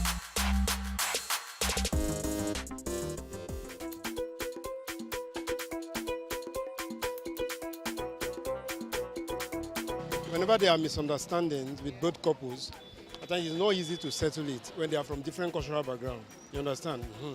So, for instance, an Efik guy marrying to an Efik girl, at times when there are issues, they can understand themselves. You understand? Then an Igbo guy now going to marry a Yoruba guy. You know, at times this Yoruba lifestyle, that we all know, is a party things. The guy may not be able to flow with what is happening in their background. You understand? Likewise to the Igbo guy too. So when it goes with an Igbo guy to an Igbo girl, at times the flow is easy because they understand the concept from the background. You know, mostly the background we come from, like maybe you are from the Middle Belt, precisely Benue State or so, you wanted to marry from the Igbo. Most of the family will say, we don't want you to marry from Igbo. Maybe they might not understand your language and you will not understand them. Many will say their marriage, whatever, is high and all those things. It affects a lot. And if you said, okay, to the Yoruba people, they will say, no, culture, this and that will have a higher culture system than their own. When you get married to them, they might be going out different from your own and all those things. So that affects a lot. Yes, I think it affects mainly, like you said, for the like Idomans or maybe those thieves in Benue State. If you should marry a thief person, they believe the girl or the woman goes out to like cheat on your wife or something. And for the Igbos, when you go, if you should marry there, then they feel maybe during their, if they want to give them any chieftain title, they will say, okay, no, they will not, because she's not from their own side. So I think it's affair, but if you should look at it in a normal reason. Well, personally, I don't think, but I believe that it's individualistic, as in everybody have different individual differences. So some people might not see it as something, but other people might see it as something. But personally, I think it doesn't really matter. What really matters is love. So as long as the love exists between the two people we are talking about. So cultural background doesn't have say. So it's love that supersedes. I don't think cultural background should affect people's relationship. Because in the 21st century, people should be able to love according to your feelings. Being a Yoruba and Igbo does not mean anything.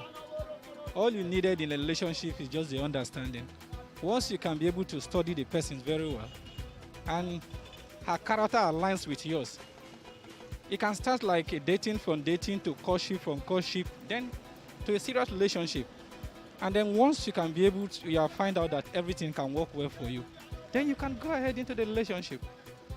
So this idea of this, I think in this modern time, we should not be talking about cultural background affecting our relationship with people. Abraham, Moses, Jacob, you are one family. There's no dream of this sport in Nigeria. See how your body is just dripping diamond.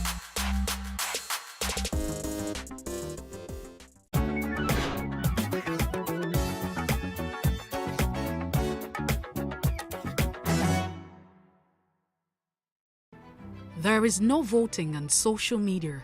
To vote, you would require a permanent voter's card. To get your PVC, visit cvr.inecnigeria.org. Create your account with a valid email address and start the registration process. An activation link will be sent to you. Click on the link and activate your account. Fill out the form, pick and submit a convenient date and time for your biometrics. Print the application slip, which should have your QR code. On the appointed date, go to the nearest INEC office for your biometric capturing. Thereafter, you will get a registration slip to pick your permanent voter's card when ready. Get your PVC today. This message is from Plus TV Africa.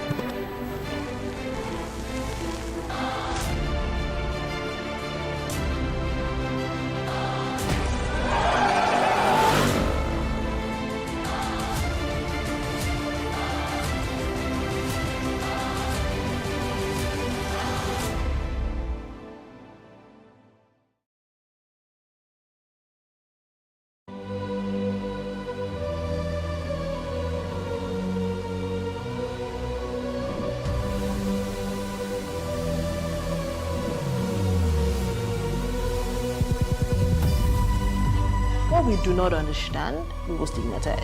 What you can see is the remaining of the tanker that exploded. The suspect equally confessed.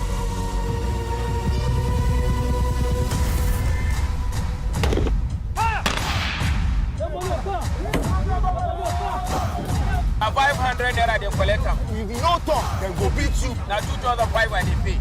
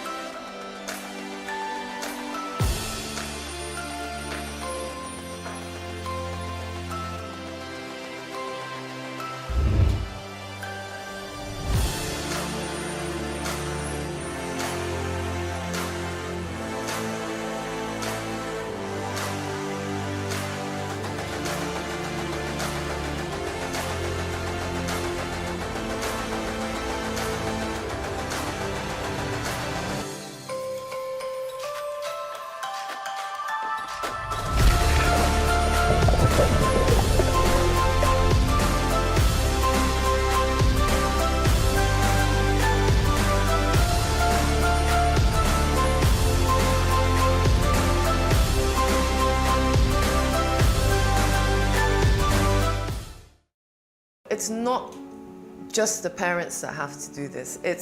We put a lot of emphasis on government, we put a lot of emphasis on schools, but the service sector is completely left out of this conversation, and it's really important because they touch the families every day. When we are making intervention, at the back of our mind, that plan that you're drawing up should also say on X amount of times or hours, you as the parents have to have X number of training. Not just about the training, okay? So as we're collecting data in the center, you're collecting data at home. We give you the exact same plan. From my own experience is that the children are usually the best advocates. Absolutely. Because the children have been informed and they have also experienced it, we find that they tend to go home and tell their parents the appropriate things to do.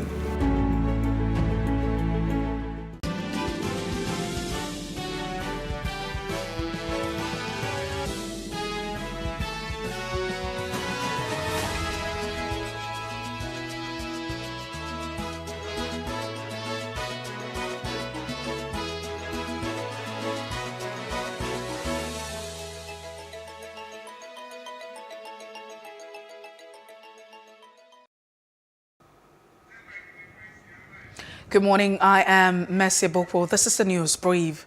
Students have commenced mass mobilization across state, including Lagos, Ilorin, Imo, against the continued strike by the Academic Staff Union of Universities, ASU, and non-teaching staff unions.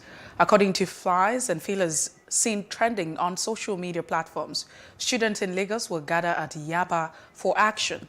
In Kwara, students will gather at the University of Ilorin Gate on Tuesday, while Imo State University will also protest on Wednesday.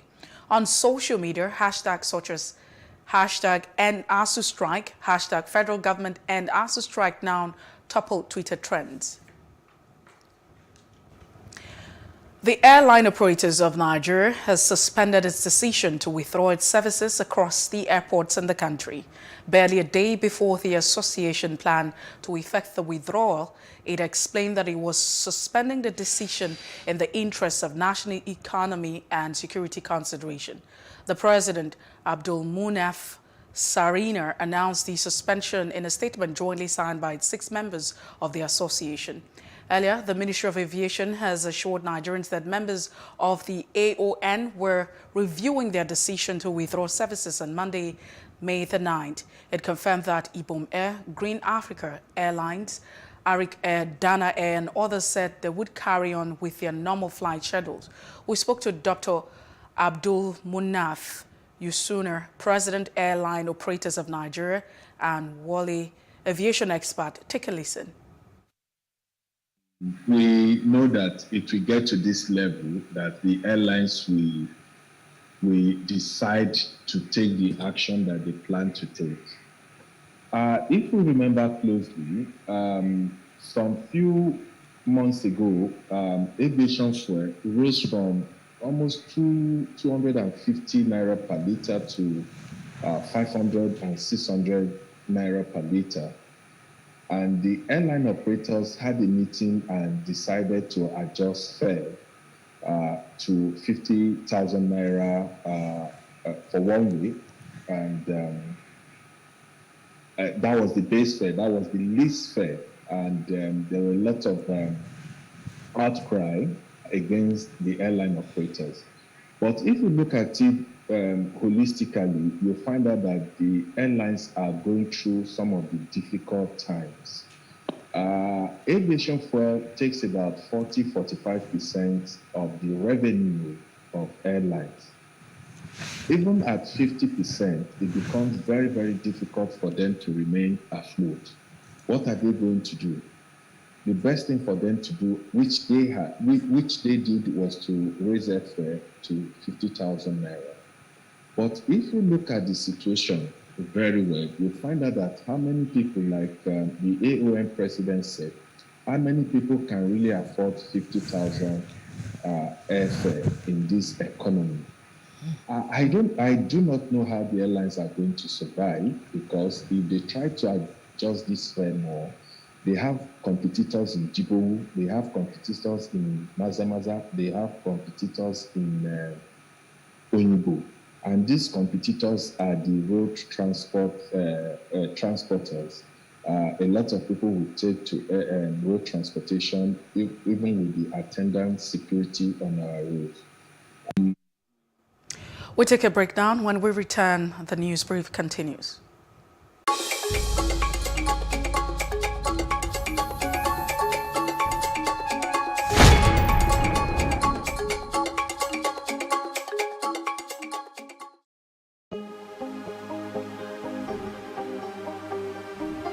This is it for upcoming artists to blow in Nigeria.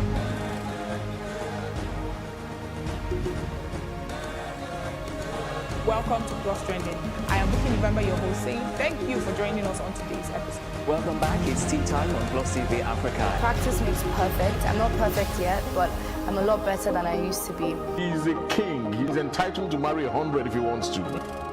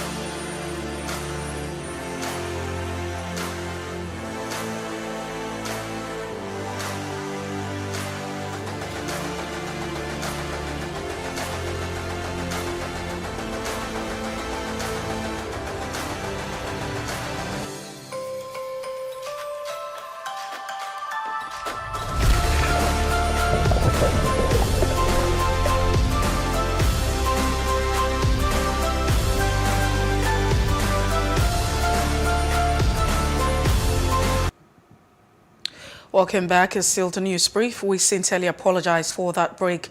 Petrol scarcity and long queues at a fueling station returned to streets of Abuja yesterday. The alleged indebtedness of the federal government has crippled marketers' effective procurement and distribution capacity. It was learned last night, according to the Independent Petroleum Marketers Association of Nigeria, IPMAN. The government was owing more than 100 billion naira in overdue bridging payment. They allege that 100 billion naira debt due to procure petrol by defunct Petroleum Equalization Fund, now Nigerian Midstream and Downstream Petroleum Regulatory Authority, has not been paid despite persistent demand. We're now being joined by Chinedu Ukadike, the PRO IPMAN. Good morning, Mr. Chinedu Ukadike. It's good to have you join us this morning. Yeah, good morning. How are you? I'm very well, thank you so much. So let's get straight to the conversation. Now, apart from the 100 billion naira debt, what else is the bone of contention for the marketers? Okay, you know that products are being bridged from Lagos, Warri, and Port Harcourt to Abuja. Because Abuja, especially the Suleja depot, there is no product. The Suleja depot has not been loading, is out because it cannot be filled with product through the pipelines. Also, you are very, very aware that Nigeria is feeding its nation through the vessels and the waterways. So NNPC is using their PDOs, private depot, tank farms, and other refinery facilities and depot facilities to be able to send petroleum products, especially to the northern areas where there is no waterway.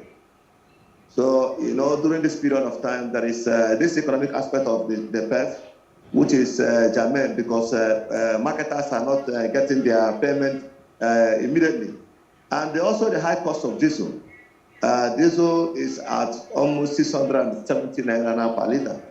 And the cost effect of that makes marketers very, very wary about bridging this product, because at the end of the day, you find out that the money you spent will be very, very much higher than the money you will receive as PEF payment. And the social and religious aspect of this is that, there is Salah too. So most of these our drivers have gone to Salah, and I also know that any moment from now they will come back and resume work effectively, because most of the truck drivers are predominant Muslims. Around 70% of them are predominant Muslims, loading products to the north. So they must have to respect that festival. So it is that's what truncated the supply chain a little. It is not that it's no product. NNPC has confirmed they have enough sufficient products for proper distribution. So these are the little things are necessitating these little hiccups.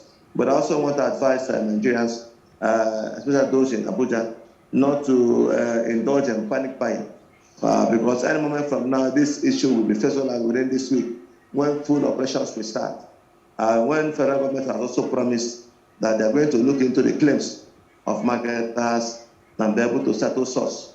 To enable marketers go back and start transporting as usual.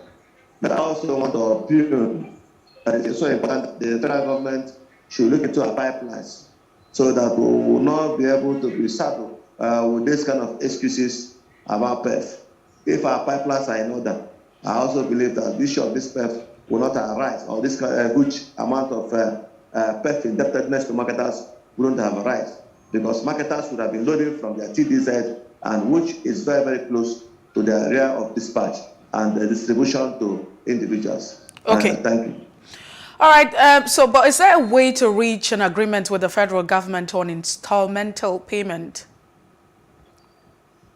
Well, it is a gradual process, because this debt is being processed.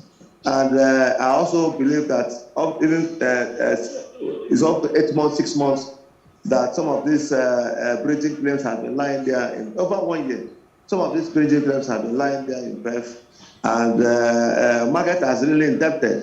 That was why when we had the last meeting in our CWC in Abuja, our national president, Alhaji Debo Ahmed, was suggesting that, especially those in the oil and gas stakeholders, should have what we call oil and gas ban or energy ban, to be able to enable us access funds easily and continue in business even while our funds are with the NNPs. Because of this huge amount of funds are NNPs, we go to commercial banks to go and borrow money. I know the cost of borrowing, and at the end of the day, a lot of multiple charges are being charged. And you find out we are now robbing Peter to pay for. Transporters and marketers are almost going out of business. The high cost of wear and tear of these vehicles, repairing them and all the rest of them, is really heavy on marketers. So I believe that government should come down and sit down, especially with IFMAN, NATO, PTD, and other stakeholders, to be able to find lasting solutions to the issue of this PEF. All right. Just before we let you go now, do you think there's a permanent solution to the perennial back and forth on fuel? Well, the permanent solution is like what I have opined before, the repairing of our refineries, because when these refineries are being repaired, especially the Port Harcourt, Warri, and Kaduna refinery, when these refineries are being repaired, you also find out that petroleum products will be produced around that area, that TDZ, where this refinery is, because they are strategically located to be able to service the whole of the nation. So if our refineries are upstream, the Kaduna refinery will be taking care of Abuja and all those both the middle and the northern part of the country. While the Warri refinery will also overlap to the north and the middle aspect of the country, and the Midwestern zone and the Western zone altogether. while Port Harcourt Refinery is already servicing the south side and southeast, the federal government, designed this thing, knowing the nature of the country. Because if Nigeria are producing petroleum product and we're heavily dependent on the production of petroleum product, not only that, this product comes through vessels, and it's only in the waterways, Lagos and Warri, that we can be able to, and Calabar, that we can be able to access petroleum product via the waterways. So taking it to the north is very, very cumbersome. But if our refineries are working and the pipelines are put in place, you will find out that different products will get to Yola, Dawa through Gombe, because Nigeria have pipelines. And these pipelines, some of them are old, can be replaced, a kind of restructure of some of these pipelines, and ensure that these pipelines are put in place to be able to ensure that truck drivers will no longer fly in a very long distance. They will just go within their territories, which is not even close, like 300 to 400 kilometers or 200 kilometers to get this product and quickly dispense them to the filling stations. We have to let you go now. Thank you so much for being part of the news this morning. We do appreciate your time. And of course, we wish the association and the country, the best. You're always welcome. Thank you. Now to other parts of Africa, prices of goods and services have increased again in Mauritius.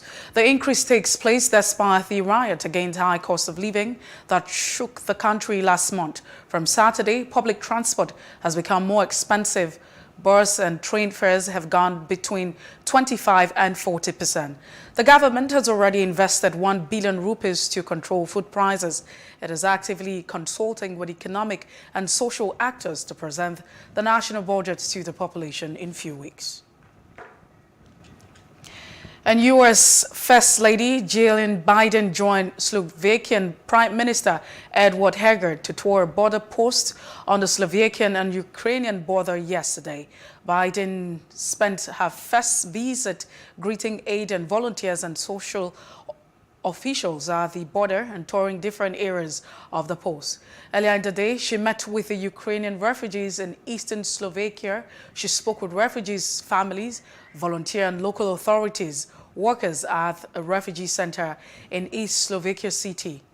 It is one of the main transit points for over 400,000 Ukrainian refugees who have crossed the border to Slovakia since Russia invasion started on February the 24th. Refugees from Ukraine described to Biden how they escaped to safety and struggled to come to terms with the war launched by Russia.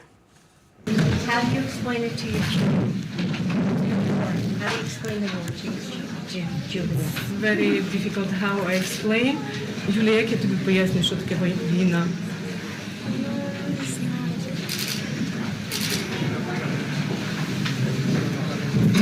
It's difficult to explain. I don't know.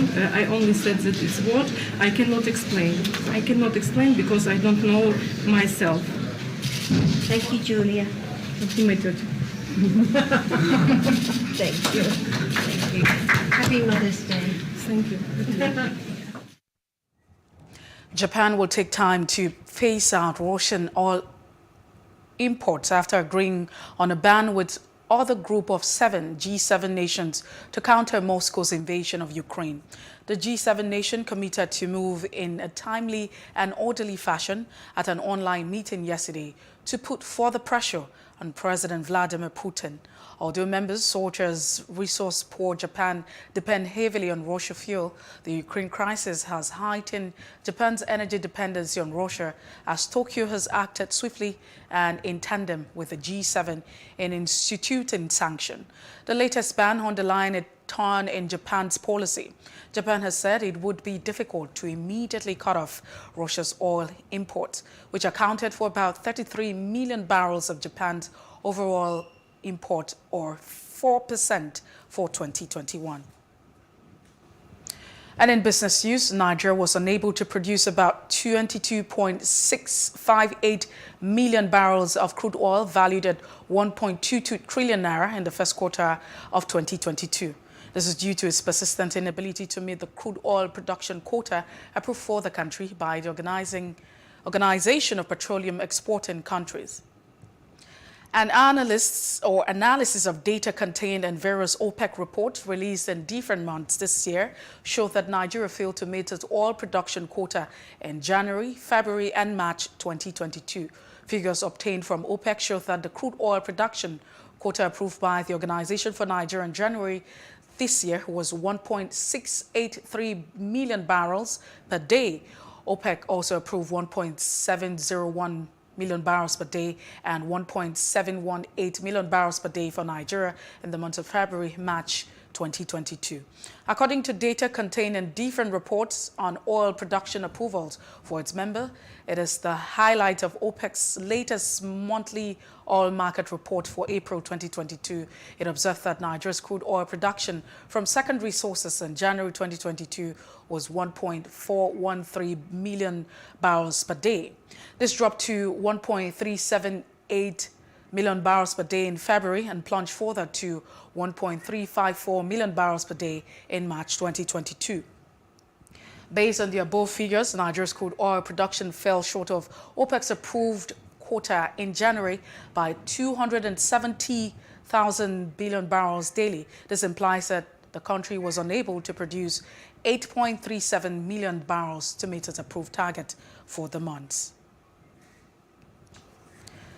And in entertainment news, gospel singer Lara George has said abuse thrives in church because many people are more concerned about what people say rather than what God wants for them. In an interview, she said with Religion in Africa, it is with theology, there is a cultural skew to it that makes a brand that is not particularly palatable to her. Many people wrap cultural beliefs together with suspicion, then cover it up with God's name. She says such practice in Christianity is one that is not correct. If only one is truly a Christian, one would not be a bully, and one would love one's neighbor and treat everyone fairly, irrespective of race, tribe, or gender. And that's it for On the News Brief.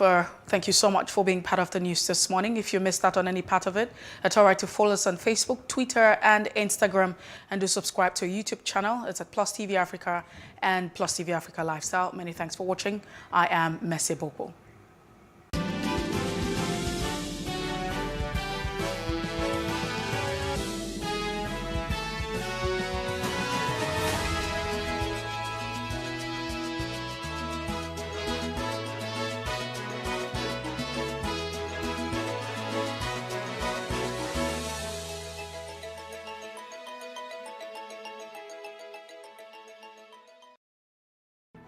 There is no voting on social media. To vote, you would require a permanent voter's card. To get your PVC, visit cvr.inecnigeria.org. Create your account with a valid email address and start the registration process. An activation link will be sent to you. Click on the link and activate your account. Fill out the form, pick and submit a convenient date and time for your biometrics. Print the application slip, which should have your QR code. On the appointed date, go to the nearest INEC office for your